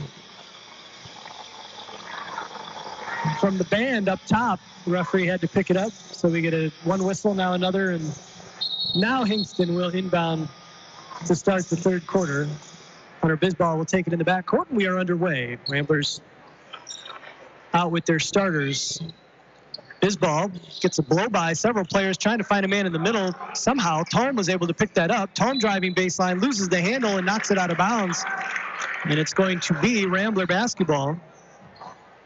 I'll tell you what, Hunter Bisbal has absolutely no fear, Hawkeye. No, he doesn't. He's going to be a fantastic player. Good young point guard with a really nice shot. Quist got into the paint right to the free throw line and then kicked it out for Camp House. Now they'll get it back. There's Morris on the right wing. Uses a Rodenbaugh pick. Rodenbaugh gets it back. One dribble to the tin, and he will draw the foul at Ben Marion. He tried to slide over and put his arms up. But Marion, coming over late, is going to draw the foul. And Hawkeye, with 7:26 to go here in the third, Ben Marion just picked up his 4th foul. Yeah, that's going to be huge because when he was out of the game in the first half and the second quarter, McBain just owned the paint. Logan Rodenbaugh makes the first. It's a shame, really, because not only is Ben Marion clearly one of their best athletes, but he's kind of the heart and soul of the team, too, as we saw with his, I almost said antics. I wouldn't call him antics. It was just he's a passionate player. With this passion. His passion, absolutely. He's a very passionate player. And they're going to miss him as he takes the seat. And Thomas Bloomberg checks in. Bisbal with a nice little crossover, a little step back floater, won't go. Skying for the rebound, battling for it is Tome as he went up above the head of Camphouse and collected the ball. We're going to get a jump ball. But that is going to give it to McBain on the arrow. Ramblers going left to right. Morris will give it to Quist. Quist will bring it over half court. Quist across the lane for Rodenbaugh. Kick out for Morris. Now topside for Garrett Verberkmos, who gives it up to Quist. Verberkmos looking to set a pick. Now he'll set a pick for Rodenbaugh, who hands it off to Camphouse. Camphouse kick out. Quist, 3-ball right wing is good. Nice ball movement from the Ramblers. Ends up in a 3-ball from Daniel Quist, and it's a 40-20 McBain lead. Bisbal across half court. Tome, tough 2-pointer, and gets it to go. That's a tough 17-footer from the right baseline. Noah Tome, nothing but net. And the other out, Camphouse looked like he had a free rein at it. And we're going to get an offensive foul after he dished it off to Morris. Morris driving into the paint. There is no, what's that called? The restricted area. Yeah, there's no restricted area in a high school court. Bloomberg was pretty deep, but he had excellent position. And Devin Morris has just picked up his 4th foul. As Quist steals the inbounds pass, can't finish. And now Bisbal is going to pick up the foul. I got to quit looking down to write things down. 6:22 to go here in the third quarter. It's a 40-22 Rambler lead. Bisbal picks up his 2nd foul. And Daniel Quist, he's too close. Is at the line. He is too close. He hasn't made a free throw yet. 0 for 5 on the free throw so far. No, he does have 2. Unless you can see the board. I was reverse Jason, and it worked. It worked. Yes, it did. And you tried to reverse the rear. Listen, I'm all about facts. Reverse. I'm all about facts. Slide to the left, slide to the right. Oh, my word. I don't even think the kids listening to this know what you're talking about. 41-22 as Bisbal trying to find Bloomberg across the paint gets knocked away by the Ramblers. It'll be Lake City ball under the basket. Crisscross. No, I know exactly what you're doing, but that's because I'm an old man, I'm assuming. Oh, come on. Have you ever been to a wedding? How old is that song? It goes right after the hokey pokey in a wedding. Tone little pump fake on Rodenbaugh. Jumper is short. Rebound chased down by the other Rodenbaugh, Daniel. Quickly up ahead to Camphouse left wing. Skip pass. Daniel Rodenbaugh, wide open 3. Misses everything. But we're going to get a foul under the basket as Justin Camphouse got inside and had that rebound, if you want to call it a rebound, never hit the rim, landed right in Camphouse's hands. We're getting a foul on Lake City. Is that on Bisbal? It's on Bisbal, and it's his 3rd. I'm going to be honest, Hawkeye, I didn't see what happened there. Not that the refs don't know what they're doing. They do. Camphouse, 3-ball right wing, in and out. And that's going to go off Towinski and be McBain basketball. Triple nickels on the clock. 5:55 here in the third. 41-22. And number McBain 55 just checked into the game. Wow. What are the odds? Vanderteeg, who has 3 points in the game, checks in. For the Trojans, Garrett Verberkmos will trigger, finds Logan Rodenbaugh underneath. And Towinski, the foul, the hoop, and the harm. Logan Rodenbaugh, I don't know how a young man that size gets lost on the court, but he did. And he goes to the line for another three-point opportunity. I think he's third of the game. And he converts his third of the game. Logan Rodenbaugh, whose grandpa is a 1,000-point scorer in McBain lore. And I believe his older brother, Nick, reached the century or the millennium mark. 44-22 is Quist with the steal. Layup won't go following his Camphouse. Camphouse's putback is no good. And Daniel Rodenbaugh with the rebound and the putback. And McBain right now, Hawkeye, just dominating both ends of the floor. 46-22. They have the lead. We've got a timeout on the floor. It is a full variety. And so while the Trojans talk things over, we'll take a quick break and be back in 30 seconds here on 107.9 CDY right after this. High school students are training for the jobs of tomorrow today at the Wexford-Missaukee Career Technical Center in Cadillac. Juniors and seniors from 12 area high schools can choose from 14 career-driven programs. Free college credit is available. Visit WMISD.org and click or tap the Career Technical Education link. See all the great programs, then talk to your student's counselor. Call 876-2200. The Wexford-Missaukee Career Technical Center on 13th Street across from Baker College. Proud to serve the students of McBain High School. CTC is the place to be. And welcome back to Lake City High School. Boys Highland Conference basketball action brought to you in part by White Pine Boilers LLC, Boonstra Construction, McBain Auto, and LC Materials. Jay Simon alongside Gary Hawkeye Vanna. Ramblers have a 46-22 lead over Lake City, and I am told in no uncertain terms by Aaron Dusa running the board for us back in the studio that the kids, Hawkeye, know what you were talking about and the Cha-Cha Slide. Part 2. Part 2. Is that the name of the song? Yes. Really? Cha-Cha Slide Part 2? Yes. Well, this broadcast is really taking a turn. Lake City with the ball going right to left out of the timeout. Tawinski driving. Kick out for Bisball. Left wing three is good. And we had a foul. Box out foul on a made basket. Bucket should be good.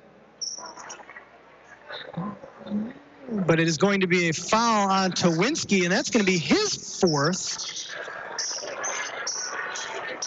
Bisball's three will count. Makes the score 46-25 as the Ramblers will inbound going left to right. Quist over half court. Over to Camphouse. Free throw line extended far side. To the top of the key for Logan Rodenbaugh, harassed by Tawinski playing with those four fouls. Quist on the right wing, down low for Garrett Verberkmos against Ben Marion, who's back in the game with four fouls. So you got two guys defending against Garrett Verberkmos with four fouls. Loose ball ends up in the hand of Daniel Rodenbaugh, who knocks it down. And it's a 48-25 McBain lead. Here's Bisball over half court. Up the right side, working against Quist. Double teamed. Finds Verteeg. Three ball is good. Andrew Vanderteeg with the three-pointer. And it's a 48-28 Rambler lead as Camphouse will bring it up over half court. I don't think that's technically a broken ankle. That is not. Bisball laughing, though, because that's certainly what it looked like. And now we're going to get a foul underneath. Is this going to be on Vanderteeg? Trying to keep Daniel Rodenbaugh. No, is this on Tawinski? Tawinski's out. Nope, they're saying, no, it's on Bisball. It's Bisball's fourth. I thought he indicated 4, not 10, but no, I'm confused. Scoreboard says it's on Bisball and it's his fourth foul. If so, that is three Trojans now with 4 fouls each. And they're all on the floor. A nice seal-off by Logan Rodenbaugh. Looking for Verberkmos across the paint. Verberkmos going across the lane, can't get it to go. Out comes Ben Marion. Marion crossing over at half court is going to get it taken away by the Ramblers. Logan Rodenbaugh and Daniel Quist crashing to the floor, both trying to save it from going out of bounds. Can't. It'll be Lake City basketball. A lot of green jerseys going after that ball out of bounds. Yeah, this McBain team is like a heavyweight fighter that's getting stronger the later the rounds. Bisball driving, going against Camphouse, lost the handle, bodies all over the floor, and now it comes out to Quist, up ahead for Verberkmos. Garrett on the right wing, looking for Logan Rodenbaugh, working against Hingston, who's given up an awful lot of size. Over to Camphouse. They still want to get it to Logan Rodenbaugh down there against Hingston. Daniel Rodenbaugh will drive baseline against Vanderteeg. We'll skip pass for Camphouse on the baseline. Top side for Verberkmos. Coach Copeman calling out the play. Quist over to Camp House. Daniel Rodenbaugh will take a very long two and knock it down from the right wing. Daniel Rodenbaugh with 6 points in the quarter. It's a 50-28 Rambler lead with 3:13 to go. And now Quist will pick the pocket of Bisbal, who has to let him go playing with those 4 fouls. Daniel Quist has 6 in the quarter. Bisbal trying to cross half court, gets it taken away from him. And now Bisbal working against Quist. Bisbal is very frustrated. Quist is just reaching in after him, and they're just not making any calls. And that's why he's getting frustrated. Now we're going to get that's a foul? I feel like I have to make sure I say this every time. 2 hardest jobs in the universe are basketball refereeing and mothering, and I want nothing to do with either one. There's so much going on, and these players are very aggressive with each other, and it's really hard to find that line in between letting players play and keeping the game under control. But I can understand why Bisbal's frustration, as Daniel Quist basically like ninjas attacking him with his hands as he goes after the ball. And Bisbal struggling to bring it up the court. Here's Noah Thome with a jumper from 17, knocks it down. Well, the thing is that Quist knows that the bench is deep, and if he fouls out, they don't lose much, so why not take your chances? Yeah, you got Connor Murphy as your backup point guard, who's done a fine job when he's been on the floor. Chase Pilkus now on the floor for McBain. Garrett Verberkmos, little delayed handoff to little brother for Grayson, who can't finish. Grayson saves the ball from going out of bounds, finds Daniel Rodenbaugh, who lays it up and in. 2:10 to go here in the third, and the Ramblers with their biggest lead of the game, 54-30 here in the third. Braden Hingston lost the handle, now got it back. Working against Daniel Rodenbaugh, top of the key.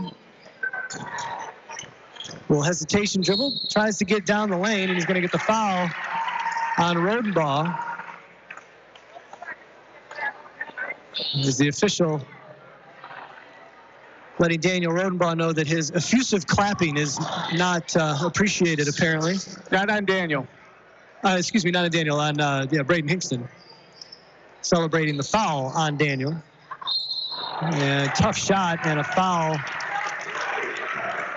Chase Pilkus is going to draw the foul on against Kyle Scarborough. No, sorry, Andrew Vanderteeg will go to the line. Daniel Rodenbaugh picked up his second foul. It was Braden Hingston, as I mentioned, effusively celebrating the foul. That's a fine line, too. I think that's probably less of something to warn than Ben Marion's taunting of the dragging of the foot earlier. It's an interesting choice when you decide what you're going to address. But all he did was tell him, stop. That's preventive officiating. There's nothing wrong with that. Oh, no. I was agreeing that it was the second time. That. It was more along the lines of wondering about not addressing what had happened earlier in the game. That's all. I liked what Ben Marion did. You can see this passion and intensity on that. And the thing is, I don't mind that either. I just know the MHSAA doesn't like it. And it's been, officials have been told to keep that out of the game. McGillis, kick out, 3 ball on the way. And we're going to get a foul on Mason Hooker with the aggressive box out. The 3 was from Pilkus that missed the mark.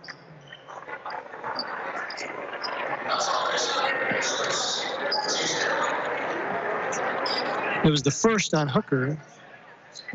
It's the 5th on the Ramblers. There's a discussion going on between the officials. I'm not sure what that was. I think they're trying to figure out if that was 1-and-1 or not, or... Okay. Minute 42 to go here in the third, 54-31. Lake City with the ball, trailing by 23. Hingston out to Vanderteeg. 3 from the corner is no good. Rebound pulled down by McGillis. Handed off to Grayson Verberkmos, trying to drive into the paint. We're going to get a foul.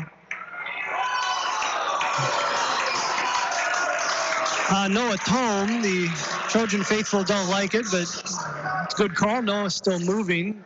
Granted, Grayson Verberkmos looked like a train coming down the road. He looked a little out of control coming through that lane right there. That's why the Trojan fans were thinking that should be a no call, but there was contact. Yeah. as Verberkmos makes the first. I agree wholeheartedly. I'm a big fan of, there's fun trash talk and there's jerky trash talk. And what Ben Marion did was fun trash talk, in my opinion. But the I don't want to say that. Let's just make sure we realize something. I was about to say the MHSA is trying to take the fun out of it. They want good, clean competition that is fun competition, and sometimes that kind of stuff can be taken over the top, and that's why they want to make sure they're staying on top of it. That's all, and the officials are doing that. But to be honest with you, it's going both ways. Absolutely. McBain is trash talking. The kids are trash talking also. You know, it's kind of like when you make that long three ball and you do that little three thing. And, you know, McBain is guilty of that as any other team in the league. So have they made any threes to do that one? They've got two. Okay. First junior checks in the game for McBain. Only junior? First. There's three. Oh, there are three. You're right. Owen Bonico. 56-31 McBain as we get under a minute to go here in the third quarter. I feel like I've lost the handle on this broadcast. Turnover by the Trojans, and here comes Grayson Verberkmos. Hands it off to McGillis. Top of the key for Bonico. Nice look underneath for Grayson Verberkmos, who lays it up and in. Gorgeous look as Owen Bonico gets in the books with an assist. Not my book. I don't track those, but somebody's book. Top of the key for Corrigan. Lake City driving left, and they're going to get a foul on the drive, on the floor on Grayson Verberkmos before the shot. It'll be the sixth on the Ramblers. Next foul will send them into the bonus, 1-on-1. To be honest with you, I'm surprised. There's still another foul before the bonus. It feels like we should already be there, doesn't it? Yes. Home, driving, stops, pops, off the mark, and the rebound is going to go off of Thomas Bloomberg. Isn't it Bloomberg the third? Is that what you have on yours or no? I feel like he's Thomas Bloomberg the third. It doesn't say that, but I think you're right. Plus, it just sounds like he should be, right? It's the kind of name you'd want to keep passing on. 10 seconds to go as Grayson Verberkmos brings it over half court. 58-31 McBain. McGillis, the three ball. Good! Caden McGillis with the triple at the buzzer pushes the Rambler lead to 30 at the end of the third quarter. 61-31. McBain leads Lake City from Lake City High School. We'll take a break. Final quarter of action coming up right after this. We've all been there. We rely on our vehicles more than ever to get us where we need to go, safe and sound. McBain Auto Service is open Monday through Friday and are fully licensed and insured to serve you. With over 50 years combined experience, they specialize in everything from brakes to engine repair with no job too big or small. Stop in for a safety inspection. McBain Auto Service, located at 9438 South Maury Road in McBain, or call 231-825-2729. When it's late, when it's snowing, when you just have to have it. It's nice knowing McNally's Party Store in downtown McBain is open 7 days a week. Locally owned and operated with the friendliest cashiers helping to serve your grocery needs. From candy and chips to pop and munchies, McNally's Party Store, they're still keeping it cold. And wishing the McBain Ramblers good luck in tonight's game. That's McNally's Party Store in downtown McBain, open 7 days a week. 61-31 as we go into the fourth quarter here at Lake City High School. Jay Simon alongside Gary Hawkeye Vanna. McBain Ramblers with a 30-point lead on the host Trojans. Highland Conference boys basketball action brought to you in part by Huttinga Electric, McBain Rural Agricultural Schools, and McBain and Lake City Family Pharmacy, as well as Judy K. Gildy Photography and Pluger Mechanical, our pregame sponsor. And Northern Michigan Christian School as Lake City with the ball to start the fourth quarter. Also want to thank AMP Wireless for their support of tonight's broadcast. Foul on the Ramblers is against Mason Hooker, picks up his second. Coach Coatman bringing him over to talk to him. I can tell how tall a kid is when they come over and talk to Coatman. So Mason Hooker is 6'2". You know what? He's looking Coatman in the eye. You know, in the first half, Murphy tweaked an ankle or a knee a little bit. Is that him? So is that why he hasn't been back? I don't know. I'm just saying he hasn't been in since the second half. He's got his jersey on, his shooting shirt on.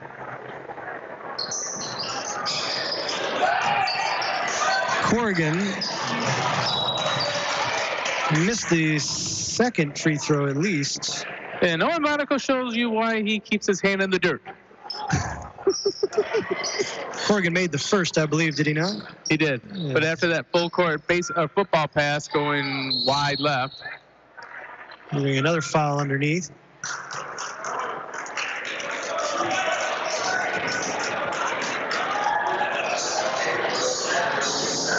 Trojans held to just 11 points in that quarter, just 1 of 2 from the line. Meanwhile, McBain went 6 of 7 as they extended their lead.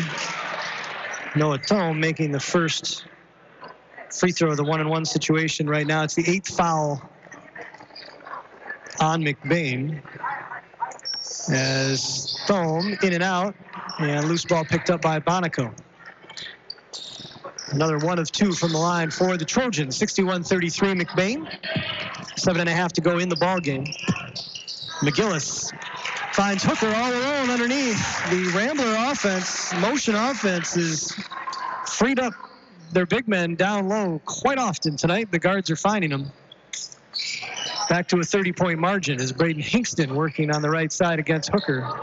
Little bounce pass, nice bounce pass for Corrigan, and the foul is going to be picked up by Pilkus on the drive.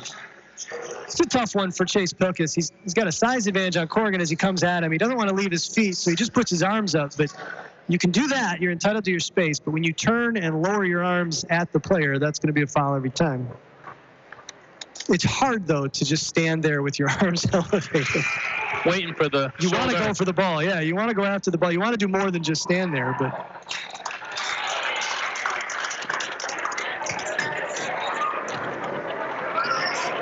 they've stopped showing the player foul thing on the wall. I don't know why. Corrigan goes 2 of 2 from the line. 63-35 Ramblers. McGillis, long 2 from the right wing, too strong. If he'd stayed behind the three-point line, he'd have made that. Weak side rebound, though. Daniel Rodenbaugh collects and drops. He's got 12. 65-35 McBain, 6:45 to go. Ben Marion back on the floor looking for an entry pass. Bonico got a piece of that, knocked away, and here comes Grayson Verberkmos running the point for the second unit for the Ramblers. Daniel Rodenbaugh gets it back to him. Now he'll hand it off. Top side for Mason Hooker. Hooker, Grayson Verberkmos. Right wing 3 is no good. Rebound, though, again. Daniel Rodenbaugh up and in. And now we're going to get a whistle and an official timeout as we get a shoe tie. Well, Hawkeye, I mentioned in the loss to Clare, Coach Coatman was quoted in the Kellogg News as being a little frustrated with the Ramblers' lack of focus on defense and rebounding. I think they found it tonight. They came out to play tonight, that was for sure. They looked a little rough in the first quarter, but after that, they really started to click on all cylinders. Hingston working against Bonico in the middle to Bloomberg. Bloomberg at the free throw line, little bounce pass. Corrigan lefty layup, uses every bit of the rim, but gets the home roll, and it goes down. Corrigan with 5 in the quarter now for Lake City, 67-37 McBain. Near steal by Hingston. Daniel Rodenbaugh manages to collect it. Finds McGillis, right wing. McGillis will pull the 3, back iron. And the rebound chased down by Hingston. And now we're going to get a cheap one on McGillis reaching in. If I coached basketball, those are the fouls that would frustrate me, Hawkeye. Yeah. You just run back down and play defense. What are you slapping at the ball like that for? I don't know.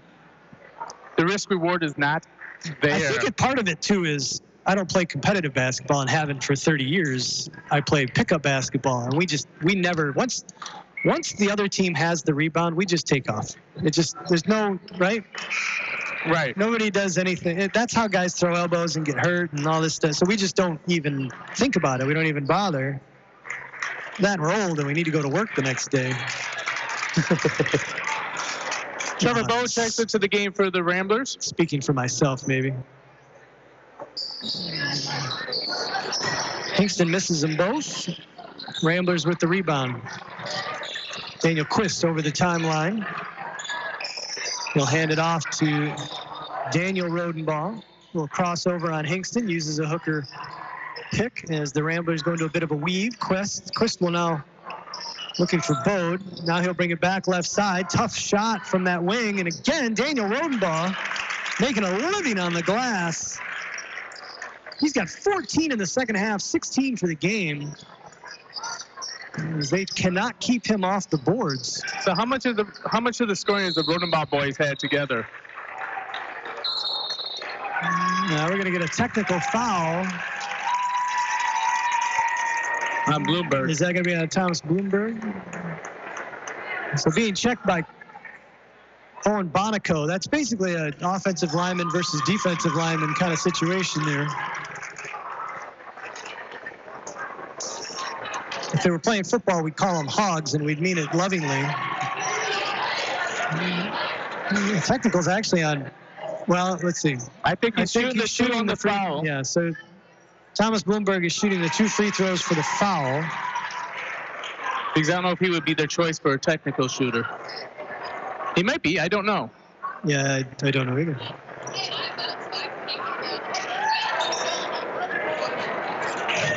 Goes 1 of 2. And now we'll see if the Ramblers send somebody to the line here on the other end. And they are coming to the other end, so that means the technical was on Bloomberg. And they will send Mason Hooker to shoot the freebie.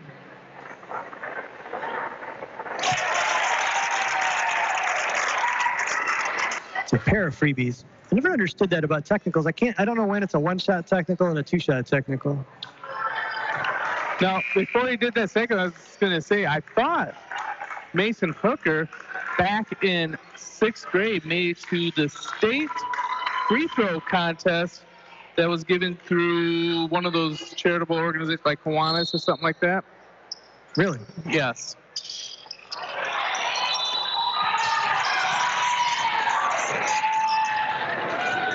You get a foul on Bonico going the other way. Owen trying to get his allotment in. He's only got 5:03 to go. It's not a lot of time.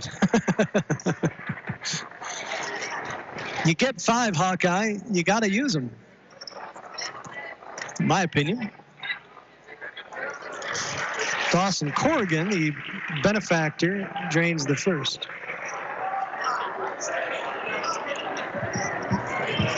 Can't take them with you, Hawkeye. You can't take them with you. Corrigan knocks down the second. You know, Corrigan's got these bright orange shoes on, which reminds me that the NBA has really recently lowered its standards as far as it's laxed its standards, if you will, as far as footwear goes, and now NBA players can wear pretty much whatever they want color-wise. And there have been a crazy variety of shoes. You used to just see it like at Christmas or All-Star games and that kind of thing. Now it's any game, and it's nuts, the different variety of shoes you see out there now. And it's a good thing. Oh, yeah. I mean, seriously, Very cool. Have some fun out there. Absolutely. What's the color of a shoe have to do with anything? You know, as I've been noticing this, a lot of the major college programs no longer are getting the free shoes from the shoe companies, but they prefer to provide their own shoes because of such a difference in feet and what you like and don't like. Then college players are getting a lot of money to order shoes, but their own, any brand they prefer.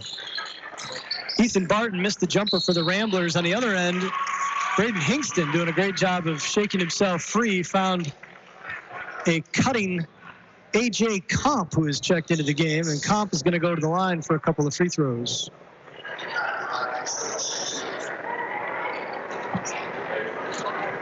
A.J. misses the first. 4 and 22 remaining in this one. Ramblers still lead by 30. Every Rambler's now been in the game. McBain will move to 8 and 1. as AJ makes the second. 4-0 in the conference and maintains an undefeated mark along with Manton, with that game still to be made up. Oh boy, that's dangerous. Oh, and he made it. Wow. Grayson Verberkmos pump fake. Braden Hingston off the floor. Hingston landed on him. Grayson, as he fell back, threw it up at the rim and got it to go. And a three-point opportunity for the younger Verberkmos, who converts from the line. Glad both young men are okay. That was a little scary. Hingston can get off the ground. Hingston crossing over on Verberkmos. Little kick out. Comp for three. Left wing, no good. Rebound pulled down by Taylor Butkovich. Butkovich's putback won't go, and the loose ball ends up in the hands of Mason Hooker.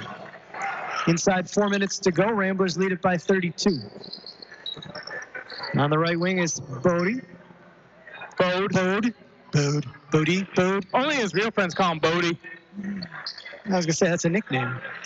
And I guess I'm not. Pilkus kicks it out to Bode. Top side for Mason Hooker, who's wide open, so he'll pull for three. No good, in and out. And the rebound pulled down by Comp. Here come the Trojans going right to left. Hingston over half court, 3:20 remaining in the game. Into the corner, down low now for A.J. Comp. Makes a tough move. Somehow got that on the glass. Won't go. And the rebound corralled by Grayson Verberkmos. Verberkmos over half court. Left wing for Pilkus. One-hand dribble. Looking down low. And does find. Oh, and hammered is Mason Hooker as A.J. Comp went over top and took out the ball and half of Mason, who will go to the line. Yeah, he was not going to give away that freebie. He was beaten, and he knows that it's much harder to shoot 2 free throws than to get that layup. So. I don't think Hooker realized how open he was after he got a nice seal. It was a great entry pass, and he just didn't turn quite as quickly. Probably had a wide open layup if he had moved a moment sooner. Pilkus takes the seat. Bonico checks back into the game for McBain. Hooker made the first. And the second is good. That looks like a stroke that would have won some kind of free throw contest back in elementary school. Yep. 3:03 to go as Hooker takes the seat. 75-41 Ramblers. Corrigan over half court for Lake City. Little crossover, blows by Verberkmos. Lost the handle, got it back enough to get it to Comp in the wing. Comp now top side for Butkovich. Butkovich loses the handle. Ball on the floor, picked up, and we're going to get a foul. As getting tied up and laughing it off, thankfully, Ethan Barton along with Butkovich, Taylor Butkovich. And that will send Ethan Barton to the line, much to the cheers of some of the Rambler faithful below us. Somebody wants to see Ethan get in the books. With points. Well, yeah, that's what I meant. Oh! Zero rotation on that free throw. Was it? There is a knuckleball. Watch him. That's fantastic. Oh, very little. Oh, he had some, and that's probably why he missed that. That's why he missed that one. Exactly. He over-rotated. Quickly up ahead, Jack Pedler, who's checked into the game for Lake City. From Corrigan, he'll give it back to Corrigan topside. 2.5 minutes remaining here in the game. Ramblers by 35. Corrigan into the lane. Floater over Bonico. Won't go. Rebound, though, ends up in the hands of Pedler, who loses the handle and then steps on the baseline. And it will be Rambler basketball. 2:23 to go in this one. Reminder, our next broadcast will be on January 22nd as the McBain Ramblers head west to take on the Cadillac Vikings in a non-conference contest. Gary will have the call for you. We'll have at least one special guest, maybe two. Make sure you tune in for that one. I guess I could spoil it. One of those guests, as Owen Bonico with a tough drive to the hole, gets it to go. Athletic play there. Makes it 78-41. Billy B, Bill Barnett, the longtime voice of the Vikings. The legend. Now with 107.9 CDY, we're going to get a foul on the floor. That's going to send A.J. Comp to the line. But Billy B will be the third man in the booth for that one. He'll have his wireless mic and headset, and he'll be in the crowd and giving some insights from courtside. You don't want to miss that one. January 22nd here on 107.9 CDY. Yeah, the McBain Rambler boys team will be off to next week, Friday. Invite all of the Rambler fans and the McBain community as there is a showdown for homecoming. Next week, Friday, will be homecoming game as the varsity. Snow coming? No, homecoming because they don't have a football one. I know, but I thought they called it snow coming. No. Homecoming. Chase Pilkus, 3-ball front iron, and the rebound pulled down by Comp. Gets it up to Corrigan. Minute 40 to go. So McBain Ramblers versus Northern Michigan Christian Comets next Friday. Homecoming. Tough drive there by Kyle Scarborough. Couldn't get it to go, but we're going to get the foul on Bode. And that will send Scarborough to the line. Are Bode and Pilkus the only ones who haven't scored yet?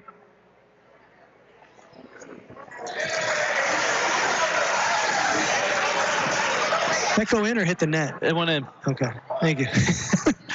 I looked up and saw the net moving, but I wasn't sure. Well, based on that free throw, obviously it went in. Scarborough with a couple of pretty free throws, 78-45. Quickly up ahead for Pilkus. Nice look for Bonico, but taken away by Corrigan, who can't quite save it. And it'll remain McBain basketball with 1:28 to go here in the fourth. I believe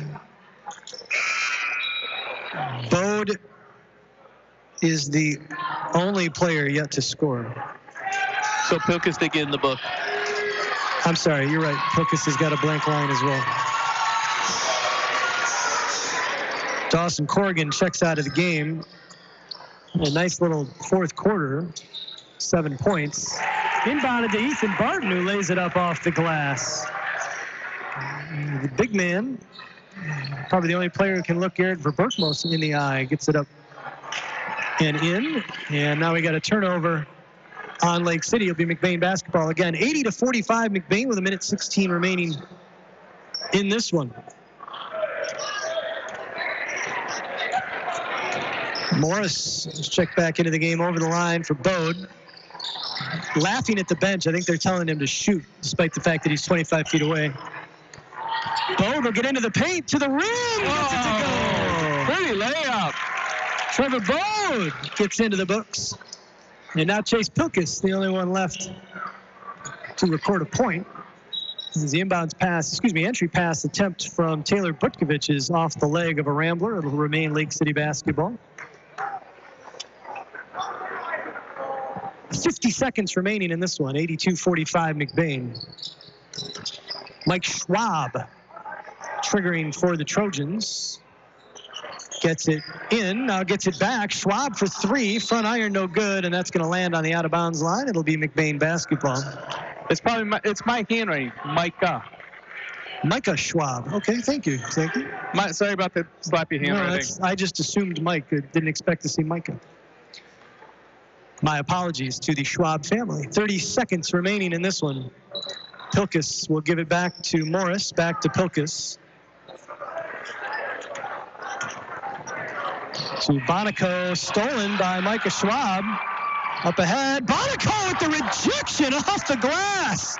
Owen Bonico getting off the ground on the far end and slapping it off the glass. What a block from Owen Bonico. And now the tie-up on the baseline. It's going to stay Lake City basketball, but wow.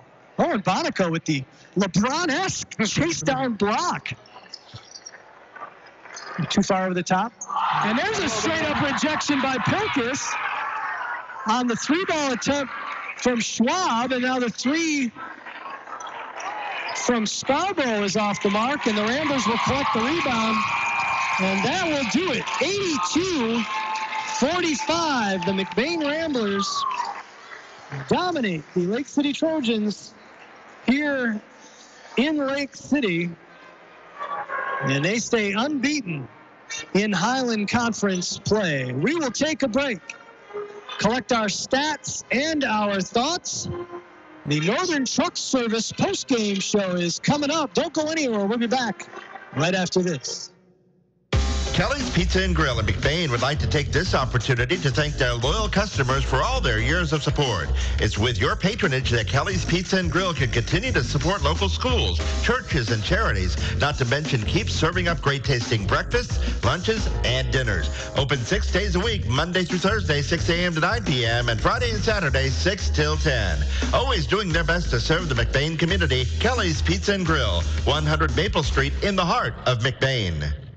High school students are training for the jobs of tomorrow today at the Wexford-Missaukee Career Technical Center in Cadillac. Juniors and seniors from 12 area high schools can choose from 14 career-driven programs. Free college credit is available. Visit WMISD.org and click or tap the Career Technical Education link. See all the great programs, then talk to your student's counselor. Call 876-2200. The Wexford-Missaukee Career Technical Center on 13th Street across from Baker College. Proud to serve the students of McBain High School. CTC is the place to be. Making the final arrangements for a loved one is never easy. At Burkholder Family Funeral Home in McBain, they can help you get through the process one step at a time. Serving the families in McBain and the surrounding communities for over 40 years, they take pride in providing exceptional services that families can actually afford. The caring and compassionate staff at Burkholder Family Funeral Home can help ease the burden. Burkholder Family Funeral Home. Visit them today at 211 North Pine Street in McBain or call 231-825-8191. Hi, Tracy from Don's Auto Clinic and High Point Auto and Cadillac, your locally owned dealerships. The holidays are here, and so are all the great gift ideas. Get $13,000 off on the new 2018 GMC Sierra Denali Crew Cab and get an electric Denali for your son or daughter free, or a 2019 Jeep Cherokee Latitude Plus 4x4 for just $299 per month, complete with heated seats, heated steering wheel, and remote start. Merry Christmas and Happy New Year from all of us at Don's Auto Clinic and High Point Auto, growing together to serve you better. McBain Rural Agricultural Schools offers a quality, well-rounded education for the whole child. McBain students have a technological head start from the beginning with their own issued MacBook or iPad. Rambler students are immersed in strong curriculum, including access to a large variety of vocational programs, a winning athletics program, and access to a new state-of-the-art performing arts center. Challenging competitive times require a challenging competitive education. Give your child the McBain advantage. McBain Rural Agricultural Schools. And welcome back to Lake City High School. Jay Simon alongside Gary Hawkeye Vanna. Aaron Dusa turning the dials for us back in the studio and doing a fine job of it. High school Highland Conference boys basketball action here in Lake City, where the McBain Ramblers have come away with an 82-45 win over the Lake City Trojans. They moved to 4-0 in Highland Conference play, and 8-1 on the season with a convincing victory. They led just 10-7 after the opening quarter, but dominated the rest of the game, putting up 25, 26, and 21 over the next 3 quarters to pull away and secure the win over head coach Brad Besko and his Trojans. And Hawkeye, the Ramblers led by a pair of Rodenbaugh. Sophomore Daniel finishes with a game-high 16 points, and senior Logan finishes with 13 to pace a very balanced scoring attack for head coach Bruce Copeman. Yeah, that was really beautifully seen. And, you know, Verberkmos is the big name that you're expecting to hear it from. And when Lake City decided that they were not going to let Verberkmos beat them, they had many men step up to really knock down and make it Lake City pay to focus on just Verberkmos out there. This is the Northern Truck Service post-game show. Reminder, you're listening to WCDY McBain Cadillac Lake City. 82-45 your final here, and the Ramblers, as we mentioned, got off to a little bit of a slow start, but really started to run with it, even off of made baskets by the Trojans when they extended that lead in the second quarter. Both teams aggressive defensively, Hawkeye, and it ended up with a combined 68 trips to the line. McBain goes 25 of 36. The Trojans go 21 of 32. And multiple players in foul trouble, although oddly, nobody fouled out. Towinski, Bisbal, and Marion all picked up their 4th fouls relatively early, also came back into the game or stayed in the game for a period of time, but never ended up fouling out in the game. And Devin Morris, who had 4 fouls, never does foul out either. Let's run down the scoring for you real quick here. Lake City is led by Dawson Corrigan and Hunter Bisbal, who each finished with 9 points. Andrew Vanderteeg comes off the bench with 7. Noah Tome also finished with 7 points. Elaine Schichtel had 4 off the bench. Ben Marion had that early foul trouble, ended up with 3 points, as did A.J. Comp off the bench, went 3 of 4 from the line. Carl Scarborough with 2 points. Thomas Bloomberg with a point to round out the scoring for the Trojans. Meanwhile, for McBain, I don't want to single him out, but Chase Pilkus, who played very well in his minutes on the floor, the only Rambler to not score a point. Definitely recorded in the book. He got stats, but he did not score a point. That's all I keep track of. So I apologize for calling you out, Chase, but just to point out how rounded out the scoring was for McBain. Everybody else got into the book in some fashion from a scoring standpoint. As mentioned, led by Daniel Rodenbaugh, finishes with 16. Logan with 13. Daniel Quist finishes with 8. Grayson Verberkmos with 9, 7 in the second half. 6 points apiece for Garrett Verberkmos and Connor Murphy, who we didn't see in the second half. You mentioned you thought maybe tweaked an ankle.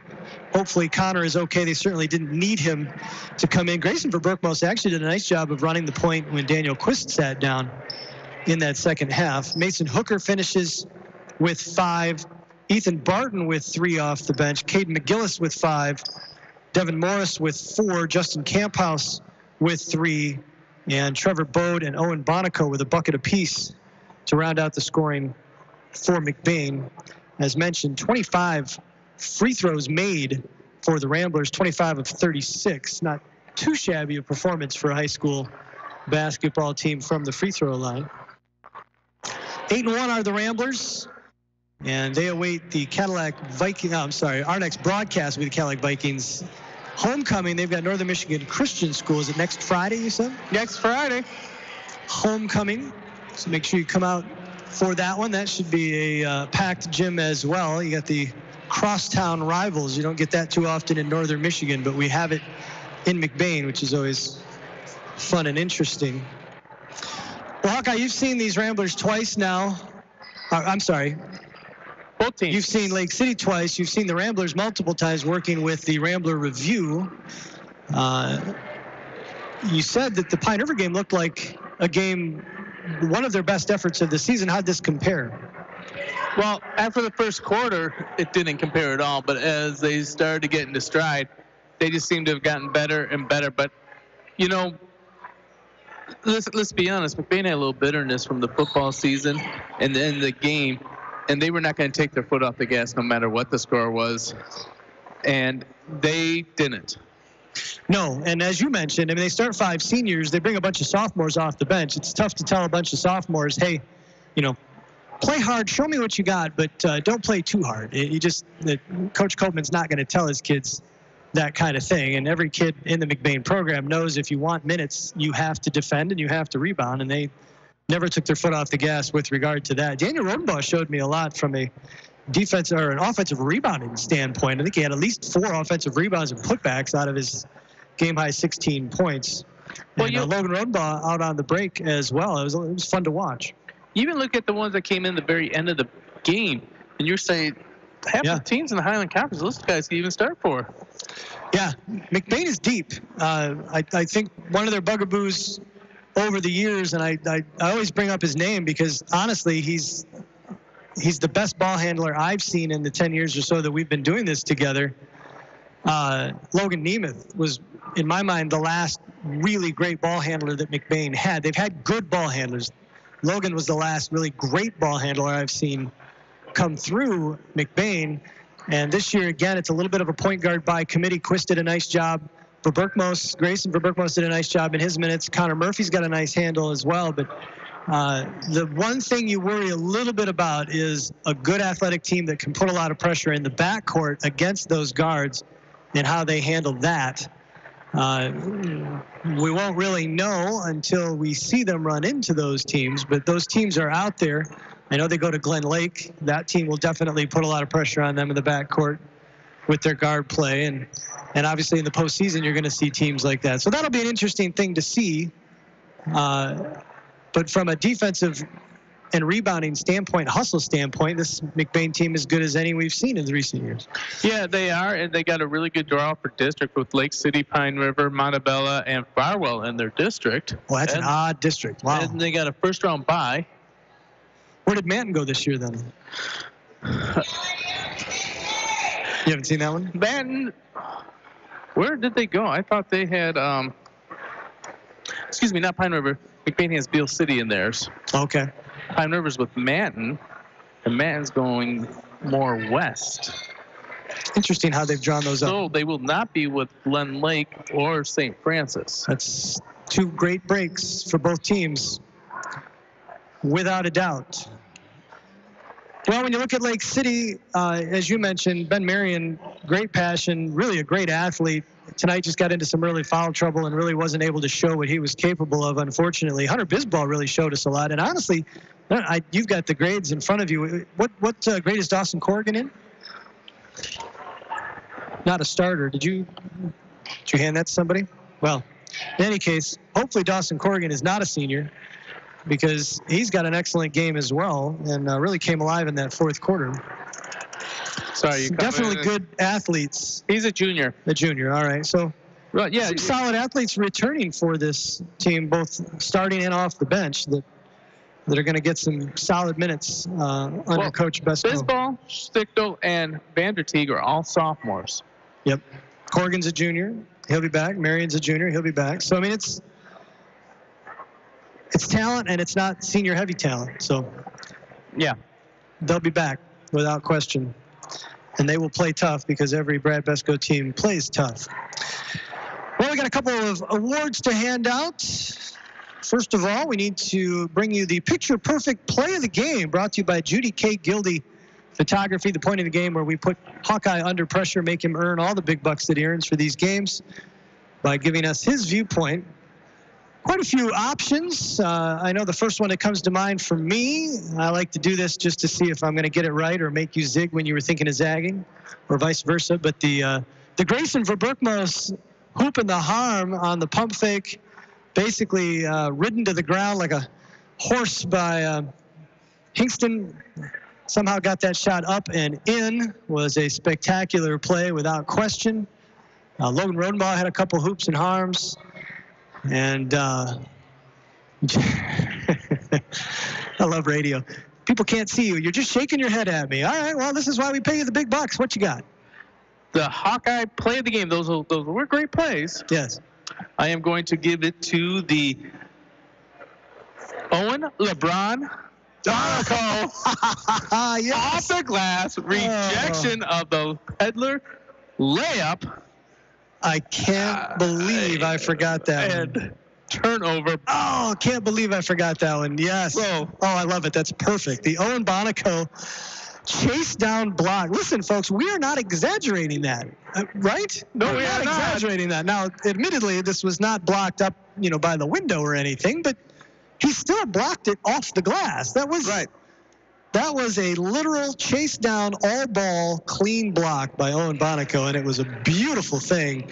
And I agree, that is well deserving of the play of the game. The Judy K. Gildy Photography Picture Perfect Play of the Game. Congratulations, Owen. Boy, that one should be talked about all next week in school. And now it's time for the most exciting 15 seconds in all of broadcasting, and that is, of course, the Hawkeye Player of the Game, brought to you by Taylor Mechanical. I apologize. Before we do that, we can't give you the most exciting 15 seconds. We know you're waiting for that. So before we do that, we need to do another very important award, and that is the George Johnson All Heart Award. Of course, George Johnson, the longtime faithful Rambler assistant basketball coach and probably their biggest fan, passed away last football season, a little more than a year ago now. This award given to the Rambler who best exemplifies George's passion for Rambler athletics. by virtue of their actions out there on the floor. Hawkeye, who do you got for this? Now, before I say that, you may want to know this, but if you walk into McBain's gym, all high schools are now having these big banners of all the teams and stuff like that. Yeah. And in the background are 5 different silhouettes of George Johnson. I've seen it. Yeah, that is sweet. That is sweet. Forever. Always watching, Wazowski. Always watching. So, your George Johnson All-Heart Player of the Game for me for tonight will be going to Grayson Verberkmos. He had to play point guard. He had to come in and play strong defense. He had the fantastic hoop and harm, as you like to say, down low here. I do like to say. There was some fantastic brotherly passing in there also. And he just played upbeat. He played positive. He didn't make many mistakes. Nope. He took care of the ball. He took care of the ball. Man, he did a nice job. He played a quiet game. Wasn't having to talk. Wasn't let his game speak for himself. Yep. I'm gonna give it to George Johnson, All-Heart Player of the Game, to Grayson Verberkmos. I like it. Congratulations, Grayson. And now it brings us to the most exciting 15 seconds in all of broadcasting. The Hawkeye Player of the Game, brought to you by Taylor Mechanical. Everyone listening, even if you weren't interested in the game, you're listening now because this is the moment you've been waiting for. The kids will talk about it until the next game, until the next broadcast. This is the most important award given in all of Northern Michigan. And a lot of options, a lot of scoring, a lot of players chipped into this very big win for McBain Hawkeye. I don't envy you, but this is why we pay you the big bucks. Who you got? Well, I am going to give it to the player, I think, that opened up the floodgates of this game and opened up the floodgates to the scoring. And this player, because of opening up and paving the way, made it easier for his little brother to lead the team in scoring. My Hawkeye Player of the Game is Logan Rodenbaugh for making those tough, traditional three-point plays. All those cuts to the basket that really got the McBain team rolling, and everyone else was just jumping on the momentum because he got the rock pushed down the hill. There you go, Logan. For the next 11 days, you get to lord that over everybody. Logan Rodenbaugh, your Hawkeye Player of the Game, presented by Taylor Mechanical. Congratulations, Logan. Make sure you head down to Senior's room for whatever the heck that prize is these days. I know he's got something. He ought to have something. I don't know what it is.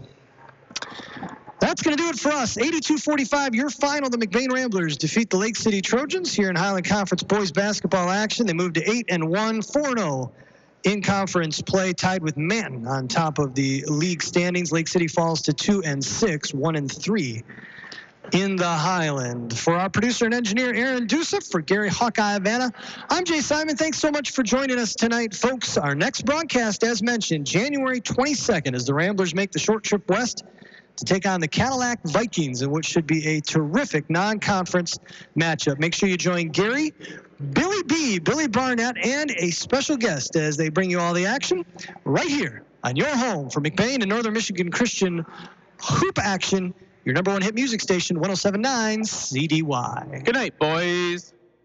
This broadcast of McBain Ramblers basketball has been sponsored by Pfluger Mechanical, McBain Hardware, Northern Truck Service, Judy K. Gildy Photography, Taylor Mechanical, McLean Transmissions, High Point Cadillac GMC, Kelly's Pizza and Grill, McBain Family Pharmacy, Burkholder Family Funeral Home, McNally's Party Store, Holton's LP Gas, Falmouth Co-op, Wexford Misaki Career Technical Center, McBain Auto Service, LC Materials. The Ramblers play here on 107.9 CDY.